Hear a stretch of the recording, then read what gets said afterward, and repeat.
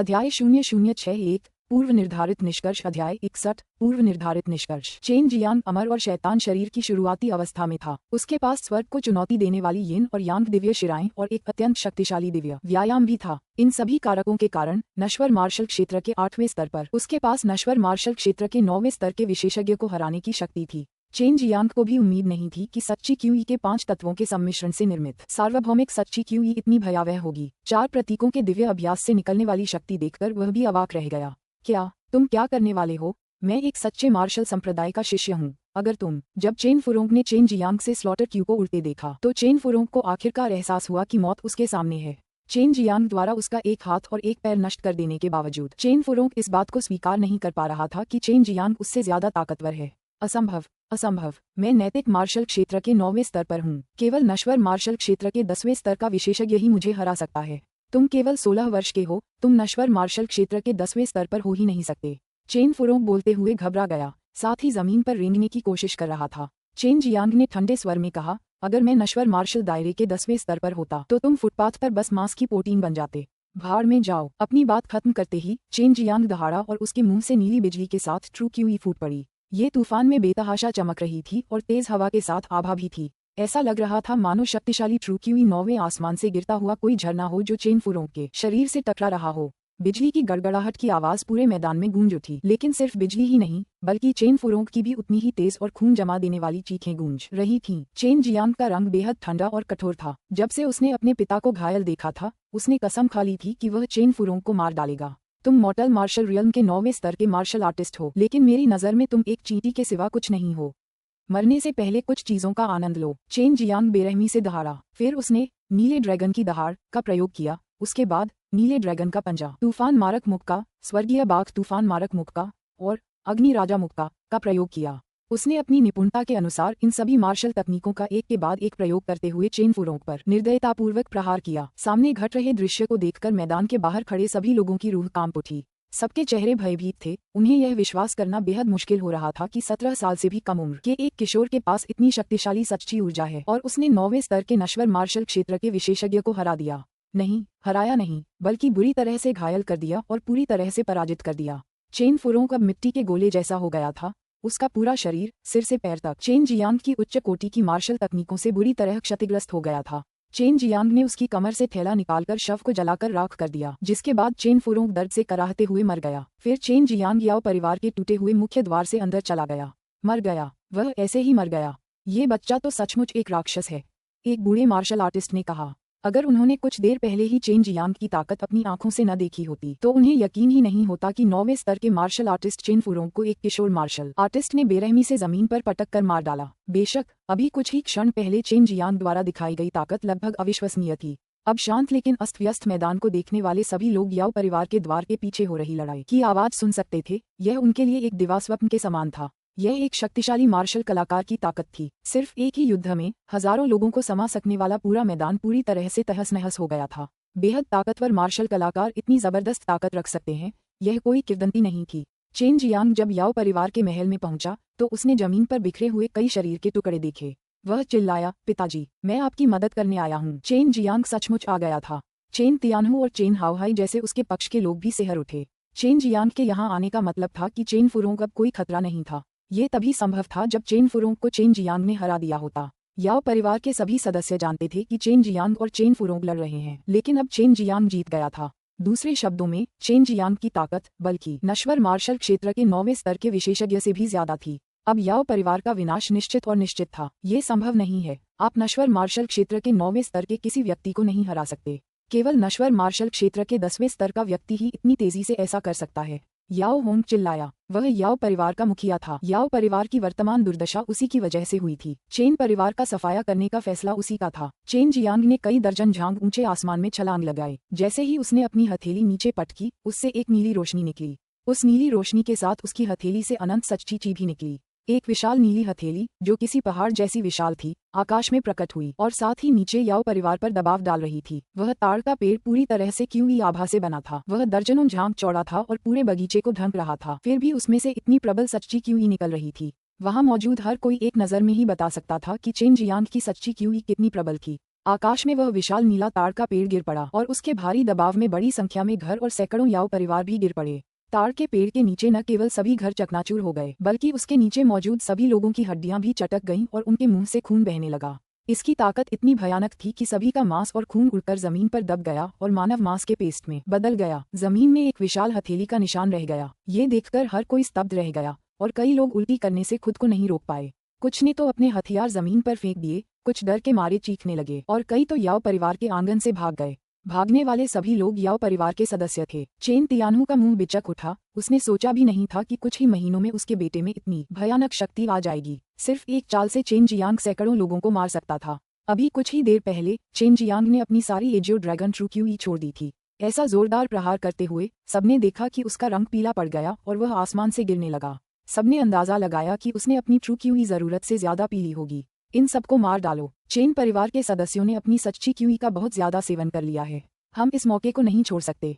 याओ होंग ने लंबी तलवार चलाते हुए गरजते हुए ऊपर की ओर उड़ान भरी। अभी कुछ ही देर पहले लगभग 300 चेन परिवार के सदस्य हजारों याओ परिवार के सदस्यों से लड़ रहे थे। यह वाकई बहुत ही रोमांचक था। चेन तियानहू और 8वें स्तर के नश्वर मार्शल क्षेत्र के अन्य सदस्यों का मुकाबला 6ठे या 7वें स्तर के कई नश्वर मार्शल क्षेत्र विशेषज्ञों से था। इसके अलावा अपने चेन परिवार के सदस्यों की हताहती को रोकने के लिए उन्हें घायलों को पीछे हटने में मदद करनी पड़ी, जिससे उनका बोझ और बढ़ गया। ये तथ्य कि वे सभी जीवित थे और खड़े थे किसी चमत्कार से कम नहीं था। चेन परिवार के सदस्यों, आप सब मेरे पीछे आ जाओ। चेन जियांग जोर से चिल्लाया। आंगन में मौजूद चेन परिवार के सभी कुलीन लोग तुरंत उसके पीछे दौड़ पड़े। पहले हुए तमाशे को देखकर वे सभी चेन जियांग की प्रशंसा से भर गए। पिताजी, इन बूढ़ों को मेरे पास छोड़ दीजिए, आप उन अन्य गुर्गों से निपटिए। चेन जियांग ने याओ होंग और अन्य उच्च स्तरीय याओ परिवार के सदस्यों की ओर दौड़ते हुए कहा। चेन जियांग और बाकी लोग पहले तो चिंतित थे, लेकिन जब उन्होंने चेन जियांग के शरीर से अचानक शक्तिशाली और जीवंत ट्रू क्यूई को बाहर निकलते देखा तो उन्हें राहत मिली। फिर भी उनके दिलों में अभी भी सदमा था। उन्हें अभी भी यह स्पष्ट नहीं था कि चेन जियांग के शरीर में वास्तव में कितनी ट्रू क्यूई है। श्वेत बाघ दिव्य मुट्ठी। चेन जियांग विरोधी दल के ऊपर से उड़कर अचानक एक जोरदार मुक्का मारा। उसकी मुट्ठी से भारी मात्रा में सुनहरी सच्ची ची निकली। पलक झपकते ही एक विशाल सुनहरी मुट्ठी में जम गई, जो दसियों झांक चौड़ी थी और जिसमें से भारी मात्रा में वध ची निकल रही थी। अभी कुछ देर पहले एक विशाल नीली हथेली दिखाई दी थी और अब एक विशाल सुनहरी मुट्ठी। ये भी एक भयावह क्यूई आभा से रूपांतरित हो गई थी, लेकिन यह एक अधिक विनाशकारी धातु गुण ट्रू क्यूई का रूप ले चुकी थी। इस श्वेत बाघ सच्ची क्यूई में एक निगलने वाली वध क्यूई भी शामिल थी। विशाल सुनहरी मुट्ठी उड़ी जैसे ची तरंगे बादलों को उड़ा ले जाने वाले तूफान की तरह फूट पड़ी। धरती का एक बड़ा और मोटा टुकड़ा ऊपर उठा हुआ था और याओ परिवार के विशेषज्ञों की उस भीड़ की ओर उड़ रहा था। जैसे ही सुनहरी मुट्ठी जमीन के ऊपर से गुजरी, वह प्रचंड सच्ची ची तरंगों से हिलने लगी और धरती अंततः कई गहरी दरारों में फट गई। ये शक्ति बिल्कुल गिरते हुए पहाड़ के समान थी। याओ होंग, जो इस गरजती और शक्तिशाली मूके को अपनी ओर बढ़ते देख रहा था, स्तब्ध रह गया। इस समय इस भयानक प्रहार का सामना कर रहे विरोधी दल के सभी सदस्य भाग जाना चाहते थे, लेकिन जैसे ही वे ऐसा करने के लिए आगे बढ़े, उन्होंने पाया कि क्यूई तरंगें उनके शरीर में समा गई थीं और वे बच नहीं पा रहे थे। अध्याय 0062 सच्चा मौलिक दान। अध्याय 62 सच्चा मौलिक दान। श्वेत बाघ की दिव्य मुट्ठी ने जमीन में एक गहरी खाई खोद दी, जिसने याओ परिवार के सभी विशेषज्ञों को अपने में समाहित कर लिया। अत्याचारी क्यूई आभा ने उनके शरीर को तहस नहस कर दिया और जैसे ही दिव्य मुट्ठी ने उन पर प्रहार किया, उन्हें अपने शरीर की मांसपेशियों और हड्डियों में स्पष्ट रूप से विस्फोट महसूस हुआ। इसके अलावा इस प्रहार ने उनके शरीर में मौजूद सच्ची क्यूई को पूरी तरह से नष्ट कर दिया। तुम सब रुक जाओ, तुम्हारे याओ परिवार के कुलपिता और पुरखे हार गए हैं। चेन जियांग की गड़गड़ाहट भरी आवाज पूरे याओ परिवार के आंगन में गूंज उठी। याओ परिवार के हर सदस्य ने, चाहे वे ऊंचे हों या छोटे, उसकी घोषणा साफ सुनी। आंगन के बाहर मैदान में खड़े लोग भी हैरान थे। चेन जियांग अभी कुछ ही देर पहले आया था, लेकिन उसने याओ परिवार को हरा दिया था। अफवाह थी कि एक शक्तिशाली मार्शल आर्टिस्ट आसानी से पूरे शहर को तबाह कर सकता है। अब चेन जियांग ने एक परिवार के सभी कुलीन मार्शल आर्टिस्टों को आसानी से हरा दिया, जिनमें 3 8वें स्तर के मॉर्टल मार्शल रियल्म विशेषज्ञ भी शामिल थे। इतना ही नहीं, चेन जियांग के एक ही वार से वे सभी पराजित हो गए। इससे साबित होता है कि अफवाहें बिल्कुल भी झूठी नहीं थीं। याओ होंग और याओ परिवार के सभी बुजुर्गों की हड्डियां पूरी तरह कुचल चुकी थीं। इसके बावजूद वे अभी भी मरे नहीं थे, बस असहनीय और भीषण दर्द में थे। वे सब चेन जियांग को घृणा भरी नजरों से घूर रहे थे। याओ परिवार के कुलपिता और पुरखे सभी पराजित हो चुके थे। याओ परिवार के अन्य सदस्यों ने प्रतिरोध करने की हिम्मत नहीं की। उनके कुलीन वर्ग बहुत पहले ही पराजित हो चुके थे। अगर उन्होंने युद्ध फिर से शुरू करने की कोशिश की तो वह पूरी तरह से निरर्थक होगा। चेन जियांग, तुम बस हमारे याओ परिवार के वरिष्ठों के बदला लेने का इंतजार करो। याओ होंग जानता था कि आज उसकी मृत्यु निश्चित है, लेकिन ये भी जानता था कि याओ परिवार के वरिष्ठ चुप नहीं बैठेंगे। चेन जियांग हंसा, वाह, अच्छा हुआ अगर वे आएं तो और भी अच्छा होगा, मैं उन्हें भेज दूंगा ताकि तुम उनसे अच्छी तरह बात कर सको। बोलते बोलते चेन जियांग ने सिर्फ क्यूई आभा से एक छोटा सा चाकू बनाया। देखते ही देखते वह छोटा सा खंजर सीधा याओ गोंग के सिर में जा लगा। क्यूई आभा का खंजर याओ होंग के सिर में घुस गया और तुरंत ही फट गया। याओ होंग का सिर पूरी तरह से चकनाचूर हो गया। यह बीभत्स दृश्य देखकर सभी के दिलों में डर समा गया और वे घबरा गए। उन्हें चिंता थी कि अगर चेन जियांग ने उनके साथ भी ऐसा ही किया तो वे क्या कर पाएंगे। जब याओ परिवार के अन्य सदस्यों ने फांसी की ऐसी विभत्स विधि देखी तो वे सभी आज्ञाकारी हो गए और दया की भीख मांगते हुए आत्मसमर्पण कर दिया। इस क्षण दान कुलीन परिवार, जो युगों से गर्व से खड़ा था, इतने कम समय में पूरी तरह से नष्ट हो गया था। इसके अलावा यह विपत्ति उन्होंने स्वयं ही लाई थी। फिर भी जो बात सबसे अविश्वसनीय है और इस सब पर भारी पड़ गई, वह यह नहीं थी कि उन्होंने क्या खोया, बल्कि यह थी कि याओ परिवार के इतने बड़े विनाश और क्षति के लिए जिम्मेदार एक अकेला व्यक्ति था जो अभी 17 साल का भी नहीं था। चेन तियानहू और बाकी सभी ने ऐसे अंतिम परिणाम की कभी उम्मीद नहीं की थी। जियांग एर, तुम घायलों को पहले ले जाओ, तुम भी थके हुए हो, इसके बाद का हाल हम पर छोड़ दो, चेन तियानहू जोर से चिल्लाया। याओ परिवार के सदस्यों की ओर देखते हुए उसकी आंखें राजसी थीं और सभी प्रतिक्रिया में कांप उठे। चेन जियांग ने सिर हिलाया और सैकड़ों घायल चेन परिवार के सदस्यों के साथ दान किंग हॉल लौट आया। उसने अपने उपचार के लिए आवश्यक दान प्राप्त कर लिए थे। उसने आज अपनी सारी नीली ड्रैगन और सफेद बाघ की सच्ची ऊर्जा पूरी तरह से खर्च कर दी थी। ये कहा जा सकता है कि उसने अपनी सच्ची ऊर्जा का लगभग आधा हिस्सा ही खर्च किया था और सार्वभौमिक शक्ति के उपयोग के कारण उसकी शेष 3 सच्ची ऊर्जाएं भी लगभग समाप्त हो चुकी थीं। ये पहली बार था जब उसने अपनी सच्ची ऊर्जा को इस हद तक खर्च किया था। डैन किंग हॉल के अंदर चेन लुजोंग और डैन किंग मिंगबो को अभी अभी युद्ध का नतीजा पता चला था। नतीजा सुनकर दोनों बूढ़े दंग रह गए और बार बार सिर हिलाने लगे। उन्हें भी यकीन नहीं हो रहा था कि चेन जियांग में इतनी भयानक ताकत है। उसकी रसायन विद्या में अद्भुत प्रतिभा का तो कहना ही क्या। ये लड़का अगर जल्द से जल्द किसी मार्शल आर्ट संप्रदाय में शामिल हो जाए तो अच्छा होगा। ये जगह निश्चित रूप से उसके उल्कापिंडीय उत्थान का सामना नहीं कर पाएगी। चेन लुजोंग ने आह भरी। यहाँ चेन जियांग के लिए कोई उपयुक्त प्रतिद्वंद्वी ढूंढना बहुत मुश्किल था, लेकिन अगर वह उन मार्शल आर्ट संप्रदायों में से किसी एक में शामिल हो जाए तो वह सबसे निचले पायदान पर होगा। यही कारण था कि एक बार जब कोई मार्शल कलाकार शक्ति के एक निश्चित स्तर पर पहुंच जाता था तो वह सामान्य दुनिया में रहने को तैयार नहीं होता था, भले ही वे वहाँ बहुत शक्तिशाली क्यों न हो। अगर वे आगे नहीं बढ़ते तो उनकी शक्ति थम जाती थी। जब तक कोई मार्शल कलाकार उस स्तर तक पहुंच जाता तब तक सभी आगे बढ़ना चाहते थे। याओ परिवार पूरी तरह से चेन परिवार के अधीन हो गया। पूरे दक्षिणी मार्शल साम्राज्य की हर संपत्ति जो पहले याओ परिवार की थी अब चेन परिवार के स्वामित्व में थी। निस्संदेह इसने उन्हें सबसे शक्तिशाली ताकतों में से एक बना दिया। इसके अलावा चेन परिवार अब दक्षिणी मार्शल साम्राज्य का निर्विवाद रूप से नंबर 1 डैन परिवार बन गया। कई दिन बीत गए और यह घटना पूरे दक्षिणी मार्शल साम्राज्य में फैल गई। दूसरे परिवार जानते थे कि चेन और याओ परिवारों के बीच युद्ध अवश्यंभावी है, लेकिन उन्होंने कभी नहीं सोचा था कि यह इतनी जल्दी खत्म हो जाएगा। इसके अलावा चेन जियांग का नाम भी व्यापक रूप से जाना जाने लगा क्योंकि इस बड़े संघर्ष में उनके अद्भुत प्रदर्शन के कारण उनका नाम बार बार सुना जाने लगा। शाही महल के अंदर एक बेहद गोरी त्वचा वाले सुंदर आदमी ने एक मध्यम आयु वर्ग के राजसी व्यक्ति से कहा, पिता सम्राट, क्या हम सचमुच भूल जाएंगे कि चेन जियांग ने हमारी ड्रैगन मार्शल तकनीक चुरा ली थी, और यह भी कि उसने मुझे गंभीर रूप से घायल कर दिया था। सोंग वू ने जोर से डांटते हुए कहा, तो फिर हम क्या करें? क्या हम सेना लेकर चेन परिवार को नष्ट करने की कोशिश करें? उनके पास 6-8वें स्तर के मार्शल विशेषज्ञ हैं। साथ ही चेन जियांग भी है जिसकी शक्ति 10वें स्तर के मार्शल के बराबर है। चेन जियांग ने तुम्हें मारा नहीं, ये तो बड़ी दयालुता है।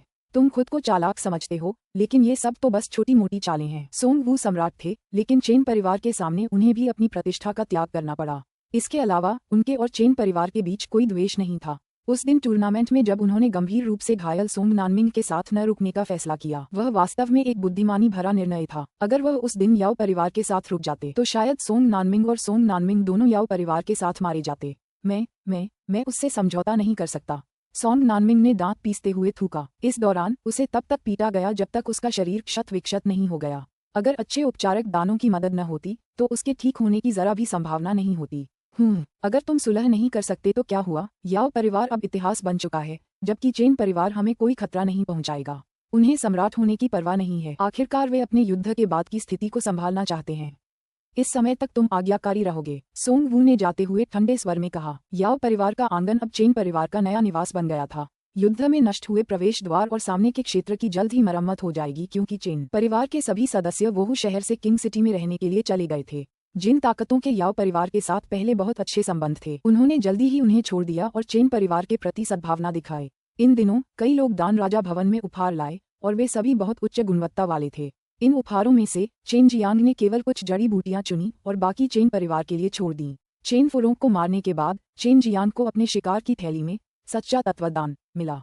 यह एक उच्च श्रेणी का आत्मा स्तर दान था जो अत्यंत दुर्लभ था। दक्षिणी मार्शल साम्राज्य के दान राजा मेंगबो के लिए भी इस दान को सफलतापूर्वक परिष्कृत करना बेहद मुश्किल होगा। इसमें अपार मात्रा में शुद्ध सच्ची ची है। इसे खाने के बाद इसके अंदर की सच्ची ची तुरंत परिष्कृत हो जाती है। वाकई बहुत बढ़िया डैन, मुझे आश्चर्य है कि मैं इसे व्यक्तिगत रूप से कब परिष्कृत कर पाऊंगा। चेन जियांग ने दान को देखा जो देखने में एक पारदर्शी सीप जैसा था। बीच में शुद्ध सफेद क्यूई की एक गेंद मौजूद थी। सू मेयाओ चेन जियांग के ज्वाला ड्रैगन की शानदार भट्टी को श्रद्धापूर्वक पकड़े हुए थी। बाई यूयू भी बगल से देख रही थी। ज्वाला ड्रैगन की शानदार भट्टी द्वारा चेन जियांग को अपना स्वामी स्वीकार करने के बाद बाई यूयू को उसकी प्रचंड ऊर्जा से अब कोई भय नहीं रहा।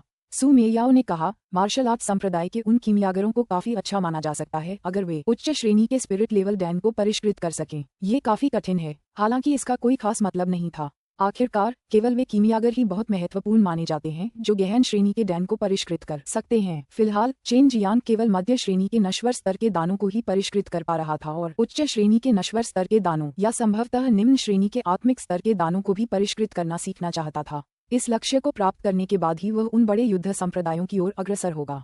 दो बहनों, क्या ये संभव है कि याओ परिवार के वरिष्ठ लोग जो उन मार्शल आर्ट संप्रदायों में हैं, वापस आकर चेन परिवार से बदला लें? चेन जियांग ने पूछा। उसे चिंता थी कि उसके जाने के बाद याओ परिवार के वरिष्ठ लोग बदला लेने आएंगे। यहाँ जो कुछ हुआ है उसके बारे में मार्शल आर्ट संप्रदायों को पता चलने की चिंता करने की कोई जरूरत नहीं है। इस बार चेन फुरोंग और झांग लॉन्ग ने पहले नियमों का उल्लंघन किया और आम लोगों के खिलाफ कार्रवाई की। अगर उन्हें मार भी दिया जाता तो कोई जांच शुरू नहीं की जाती। इसके अलावा सच तो ये है कि सच्चे मार्शल संप्रदाय की नज़र में वे कुछ भी नहीं थे। वे अपनी मौत के लिए नियमों का उल्लंघन कभी नहीं करेंगे। अगर उन्होंने ऐसा किया तो सच्चे मार्शल संप्रदाय को बाकी सभी संप्रदायों का निशाना बनाया जाएगा। सू मेयाओ ने समझाया। अध्याय 0063 कीमिया पीड़ा। अध्याय 63 कीमिया पीड़ा। वहाँ कई मार्शल आर्ट संप्रदाय थे और वे एक दूसरे के बिल्कुल विपरीत थे। सभी संप्रदाय किसी की थोड़ी सी गलती का फायदा उठाकर उसकी कमजोरी पकड़ने के लिए बेताब थे। चेन जियांग को कुछ आश्चर्य हुआ। झांग लॉन्ग की तरह ये युवा 8वें स्तर का मार्शल आर्टिस्ट भी अभी तक महत्वहीन था। ये पूरी तरह संभव था कि उन संप्रदायों में कई शक्तिशाली मार्शल आर्टिस्ट मौजूद हों। केवल असाधारण क्षमता और उज्ज्वल भविष्य वाले मार्शल आर्टिस्ट ही महत्वपूर्ण माने जा सकते थे। हालात शांत होने के बाद चेन जियांग ने कीमिया सीखना और स्पिरिट जड़ी बूटियां उगाना शुरू कर दिया। उसने ट्रू एलिमेंटल डैन का इस्तेमाल नहीं किया क्योंकि सू मेयाओ और बाई यूयू ने उसे सलाह दी थी कि जब कोई अड़चन आए तो उसका सेवन करना सबसे कारगर होगा। चेन परिवार द्वारा याओ परिवार के दान व्यवसायों पर कब्जा करने के बाद उनकी कुल कीमत में भारी गिरावट आई। इससे कई मार्शल आर्ट के अभ्यासी बेहद उत्साहित हो गए और उन्होंने चेन परिवार का उत्साहपूर्वक समर्थन किया। इस वजह से चेन परिवार जनता के बीच बेहद लोकप्रिय हो गया और उनका कार्य भविष्य में एक शक्तिशाली शक्ति के रूप में उनके विकास में बहुत सहायक सिद्ध हुआ। इस दुनिया में जंगल का कानून बेकाबू है। याओ परिवार द्वारा युगों युगों से जमा की गई सारी दौलत एक ही दिन में चेन परिवार की हो गई। उन्होंने खुद ही यह सब झेला था। अगर उन्होंने चेन परिवार का विरोध न किया होता तो वे आज भी फल फूल रहे होते। याओ परिवार के विलय के बाद चेन जियांग के पास कीमिया के लिए इस्तेमाल की जा सकने वाली आध्यात्मिक जड़ी बूटियों की कोई कमी नहीं थी। वह उस समय पूर्व याओ परिवार के हर्बल गार्डन से कुछ आध्यात्मिक जड़ी बूटियां चुन रहा था और एक उच्च श्रेणी के नश्वर स्तर के दान को परिष्कृत करने की तैयारी कर रहा था। न केवल उच्च श्रेणी के नश्वर स्तर के दान को परिष्कृत करने की कठिनाई कई गुना बढ़ गई थी, बल्कि इसके लिए और भी अधिक कीमती आध्यात्मिक जड़ी बूटियों की आवश्यकता थी। उच्च श्रेणी के नश्वर स्तर के दान कई प्रकार के नहीं थे और उससे भी कम प्रकार व्यापक रूप से प्रचलित और अक्सर इस्तेमाल किए जाते थे। ये मार्शल अभ्यासियों के लिए सबसे उपयोगी थे, लेकिन इन्हें शायद ही कभी परिष्कृत किया जाता था। ये वे प्रकार के दान भी थे जिनमें कीमियागरों को महारत हासिल करने की जरूरत होती थी। इसलिए जाहिर है कि जब चेन जियांग ने उच्च श्रेणी के नश्वर स्तर के दान को परिष्कृत करना सीखने का फैसला किया तो उन्होंने परिष्कृत करने के लिए इनमें से एक को चुना। दान की श्रेणी सूची में उच्च श्रेणी के नश्वर स्तर के डैन की रैंकिंग कुछ अजीब है। मैं इसे कैसे कहूँ? निस्संदेह मार्शल आर्ट की दुनिया में नश्वर मार्शल क्षेत्र के 10वें स्तर से ऊपर के कई मार्शल अभ्यासी हैं और वे सभी काफी अमीर हैं। इन लोगों की जरूरतें ज्यादा होती हैं, इसलिए जब वे गोलियां खरीदते हैं तो जाहिर है कि वे नश्वर स्तर की गोलियां नहीं चुनेंगे बल्कि निम्न श्रेणी के आत्मिक स्तर के डैन खरीदेंगे। इसके अलावा ये भारी मात्रा में खरीदे जाएंगे और इन्हें खाने के बाद यह उन्हें और भी ज्यादा लाभ पहुंचाएगा। सू मेयाओ ने कहा। चेन जियांग ने पूछा, तो दूसरे शब्दों में नश्वर मार्शल क्षेत्र के 8वें और 9वें स्तर पर मार्शल आर्ट संप्रदायों के लोग अपेक्षाकृत गरीब हैं? सू मेयाओ ने उत्तर दिया, बिल्कुल। इसलिए वे अपने धन से केवल नश्वर स्तर के दान ही खरीद सकते हैं। लेकिन आपको ये जानना होगा कि 8वें और 9वें स्तर के नश्वर मार्शल दायरे के मार्शल चिकित्सकों पर उच्च श्रेणी के नश्वर स्तर के दान का भी कोई स्पष्ट लाभ नहीं होता है। तो आपको केवल सबसे महंगे उच्च श्रेणी के नश्वर स्तर के दानों में महारत हासिल करने की आवश्यकता है, जो कि कल्टीवेटिंग क्यूई दान, ग्रैंड एलिमेंटल दान और ट्रांसफॉर्मिंग एसेंस दान है। सू मेयाओ ने कहा। चेन जियांग इनमें से कुछ दानों को पहले से ही जानता था और वे वास्तव में सबसे महंगे नश्वर स्तर के उच्च श्रेणी के दानों में से थे। इन्हें लेने के बाद उनके प्रभाव भी बहुत स्पष्ट और सहायक थे। ची दान की साधना मुख्य रूप से व्यक्ति के सच्चे ची गुण को बढ़ाती थी ताकि मार्शल अभ्यासी अपने सच्चे ची को और अधिक शुद्ध रूप में परिष्कृत कर सकें। ब्रेंड एलिमेंटल डैन एक साधना प्रवर्धक डैन था। इसके सेवन से बड़ी मात्रा में स्पिरिट क्यूई मुक्त होती थी, जिसे पतली स्पिरिट क्यूई या आध्यात्मिक शिराओं को ध्यान में रखे बिना सीधे बड़ी मात्रा में ट्रू क्यूई में परिष्कृत किया जा सकता था। अंतिम था ट्रांसफॉर्मिंग एसेंस डैन। ये डैन आंतरिक ट्रू क्यूई को सीधे आध्यात्मिक शक्ति में रूपांतरित करता था और इसका उपयोग मुख्य रूप से दिव्य इंद्रिय के क्षेत्र को बढ़ाने और उसके उपयोग का अभ्यास करने के लिए किया जाता था। चेन जियांग के पास फ्लेम ड्रैगन की शानदार भट्ठी थी। इस पवित्र स्तर की ड्रैगनिक वस्तु के साथ कोई भी कीमिया भट्ठी के अंदर समय को तेज कर सकता था और इस तरह कीमिया की शोधन प्रक्रिया में बहुत समय बचा सकता था। ये जानना महत्वपूर्ण है कि कुछ पत्थरों को परिष्कृत करने में वर्षों या दशकों लग जाते हैं। ज्वाला ड्रैगन की उत्कृष्ट भट्टी की सहायता से चेन जियांग इस प्रक्रिया में लगने वाले समय को काफी कम कर सका। चेन जियांग पहले ग्रैंड एलिमेंटल डैन को परिष्कृत करने का प्रयास करने वाला था, क्योंकि वह खुद डैन हासिल करना चाहता था और अपनी शक्ति बढ़ाना चाहता था। नश्वर मार्शल क्षेत्र के 9वें स्तर में प्रवेश करने के बाद ही वह किसी बड़े संप्रदाय में प्रवेश कर पाएगा। ग्रैंड एलिमेंटल डैन को परिष्कृत करने के लिए 3 मुख्य सामग्रियों की आवश्यकता थी। हालांकि ज्यादा नहीं, लेकिन उन सभी की उम्र 500 साल से ज्यादा होनी चाहिए थी। इसके अलावा 20 अन्य सहायक सामग्रियां भी होनी चाहिए थीं। इनमें से सबसे पुरानी सामग्री 100 साल पुरानी और सबसे नई सामग्री 50 या 60 साल पुरानी होनी चाहिए। इसी से ग्रैंड एलिमेंटल डैन की कीमत का अंदाजा लगाया जा सकता था। अगर वे इसे परिष्कृत न कर पाते तो कई कीमियागर बस निराशा में रो पड़ते। ये पत्थर जैसा फल वाकई बहुत मुश्किल है।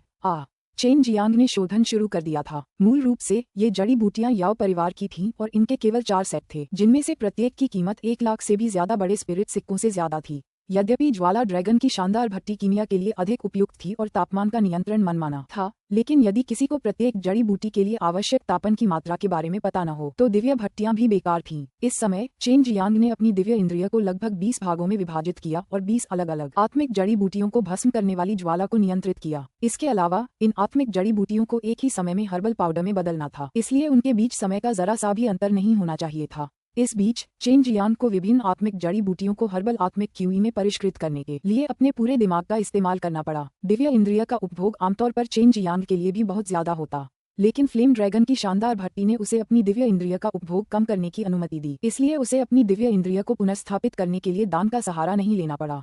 चेन जियांग की दिव्य इंद्रिय ने महसूस किया कि कीमिया भट्टी के अंदर एक पूरा दिन बीत गया था, लेकिन वास्तव में बस एक छोटा सा पल ही बीता था। ऐसा इसलिए था क्योंकि फ्लेम ड्रैगन की शानदार भट्टी ने अपने अंदर समय के प्रवाह को तेज कर दिया था, इसलिए दोनों के बीच समय का एक बड़ा अंतर था। अरे यार, मैं तो खत्म हो गया। चेन जियांग को बहुत पसीना आ रहा था जब उसने फ्लेम ड्रैगन की शानदार भट्टी से रंग बिरंगे धुंध के गुच्छे को उठते देखा। वह खुद को कोसने से नहीं रोक सका। ये पहले से ही 1 लाख से ज्यादा बड़े स्पिरिट सिक्के थे जो अचानक रंगीन धुएं के गुबार में बदल गए थे। चेन जियांग का रोना न होना पहले से ही दृढ़ निश्चय माना जा रहा था। ज्वाला ड्रैगन की शानदार भट्टी की उपाधि के योग्य, इसके बाद भी विस्फोट न होना। सू मेयाओ खिलखिलाकर हंस पड़ी और कोमल मुस्कान के साथ बोली, बहन मेयाओ, मुझे परेशान मत करो। चेन जियांग ने बुदबुदाया। कुछ ही क्षण पहले उसने लौह तत्व फल नामक आध्यात्मिक जड़ी बूटी को जलाने का प्रयास किया, लेकिन असफल रहा। इसका कारण ये था कि वह लौह तत्व फल उतना कठोर नहीं था जितना उसने सोचा था। जब वह उसे पका रहा था तब तक सब कुछ ठीक चल रहा था, इसलिए उसने अचानक लपटों की तीव्रता बढ़ा दी। भला किसने सोचा होगा कि लौह तत्व फल पलक झपकते ही फट जाएगा। विस्फोट से निकली आध्यात्मिक ऊर्जा ने अन्य सभी जड़ी बूटियों के पाउडर और उनकी आध्यात्मिक ऊर्जा को आपस में मिलाकर एक अव्यवस्थित मिश्रण बना दिया। इसके परिणामस्वरूप कई तरह की प्रतिक्रियाएं हुईं और अंत में एक विस्फोट हुआ जो ज्वाला ड्रैगन की चमकदार भट्टी से बाहर निकला। मैंने तुमसे कहा था न कि इस फल को निखारना बहुत मुश्किल है। मैं भी इस भूरे फल का इस्तेमाल करते हुए कई बार नाकाम रही हूँ। अब जब मैं किसी को अपने सामने नाकाम होते देखूंगी, जैसे मैं पहले नाकाम हुई थी, तो जाहिर है मुझे बहुत खुशी होगी। सू मेयाओ ने अपनी गुलाबी खुशबूदार जीभ बाहर निकाली और हंसती रही। हर बार जब चेन जियांग अपने डांस को निखारता तो सू मेयाओ बाहर आ जाती। कभी कभी वह चेन जियांग का पसीना पोंछती या शायद खुश होती। कभी कभी वह उसे प्रोत्साहित भी करती। कभी कभी वह इस मासूम किशोर चेन जियांग के साथ भी छेड़छाड़ करती या उसे लुभाती। चेन जियांग ने अपने होंठ सिकोड़े और कहा, तुम असफलताओं को झेल सकते हो, लेकिन मेरे लिए कोई रास्ता नहीं है। अब केवल 3 सेट सामग्री बची है। ये जानकर वह आश्चर्य से बोला कि जब सू मेयाओ कीमिया विद्या में महारत हासिल करने की कोशिश कर रही थी तो अपने व्यापक संसाधनों के बावजूद वह वास्तव में कई बार असफल रही थी। अच्छा भाई, तुम्हें इतना निराश नहीं होना चाहिए। मुझे बस बीता हुआ कल याद आ गया और उसकी बहुत याद आ रही है। सू मेयाओ ने एक रेशमी रुमाल निकाला और मीठी मुस्कान दी। फिर वह चेन जियांग की ओर बढ़ी और उसके चेहरे से पसीना पोंछा। चेन जियांग ने सू मेयाओ से निकलने वाली उस ताजगी भरी खुशबू को महसूस किया। उसके कोमल सुंदर हाथों का कभी कभार उसके गालों को सहलाना उसे एक अवर्णनीय अनुभूति दे रहा था। थोड़े समय के विराम के बाद चेन जियांग ने परिष्करण का काम जारी रखा। दूसरी बार भी वह असफल रहा, ठीक उसी चरण में जब वह लौह तत्व फल से निपट रहा था। तीसरी बार वह लौह तत्व फल के साथ समस्या को सफलतापूर्वक हल करने में कामयाब रहा, लेकिन डैन को जमा देने के अंतिम चरण में वह विभिन्न हर्बल पाउडर और हर्बल स्पिरिट क्यूई के सम्मिलन को नियंत्रित नहीं कर सका, जिसके परिणामस्वरूप फ्लेम ड्रैगन की शानदार भट्टी के अंदर एक और छोटा विस्फोट हुआ। पिताजी सचमुच बहुत खर्चीले हैं। सिर्फ 2 घंटे में मैंने 4 लाख से ज्यादा बड़े स्पिरिट सिक्के उड़ा दिए हैं।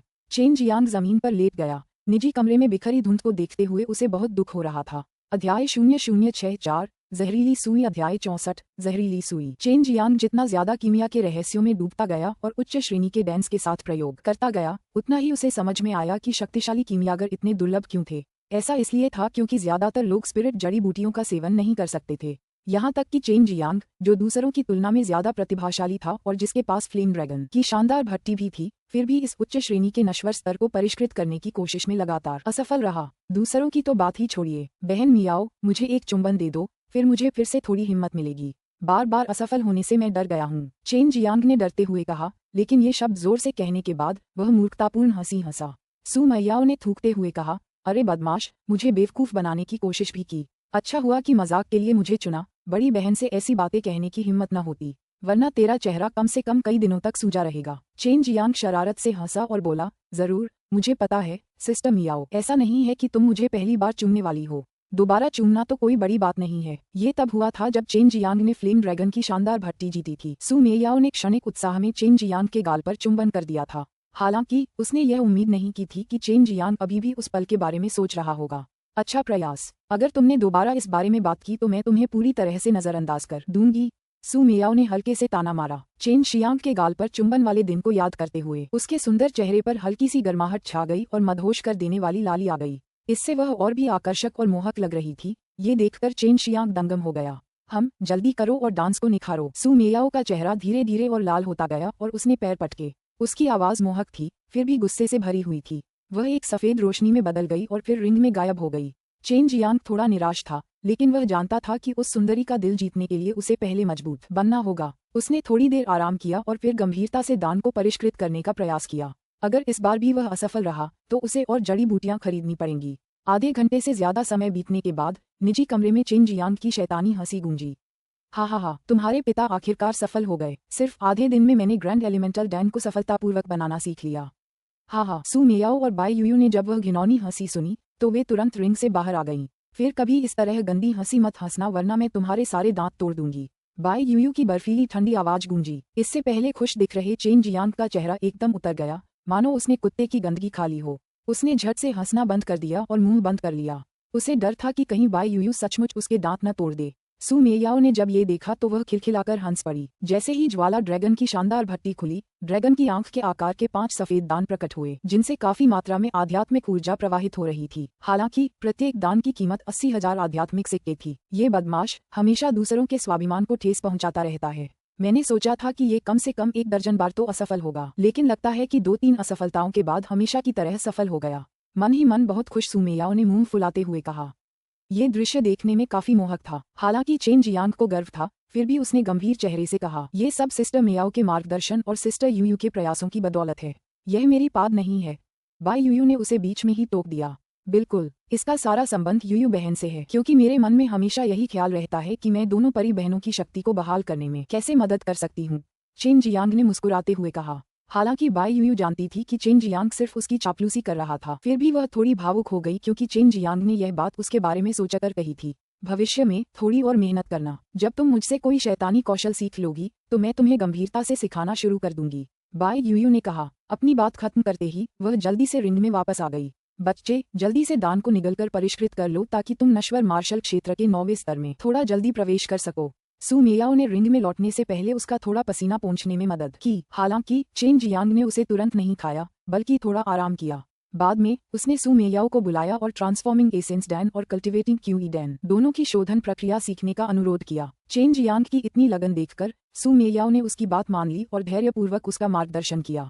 उच्च श्रेणी के नश्वर स्तर के दानों में परिवर्तनकारी सार दान को परिष्कृत करना संभवतः सबसे कठिन था। जड़ी बूटियां भी सबसे महंगी थीं, इसलिए इसे परिष्कृत करना भी सबसे महंगा दान था। ऐसा इसलिए था क्योंकि ये दिव्य इंद्रिय के विकास को तेजी से बढ़ा सकता है।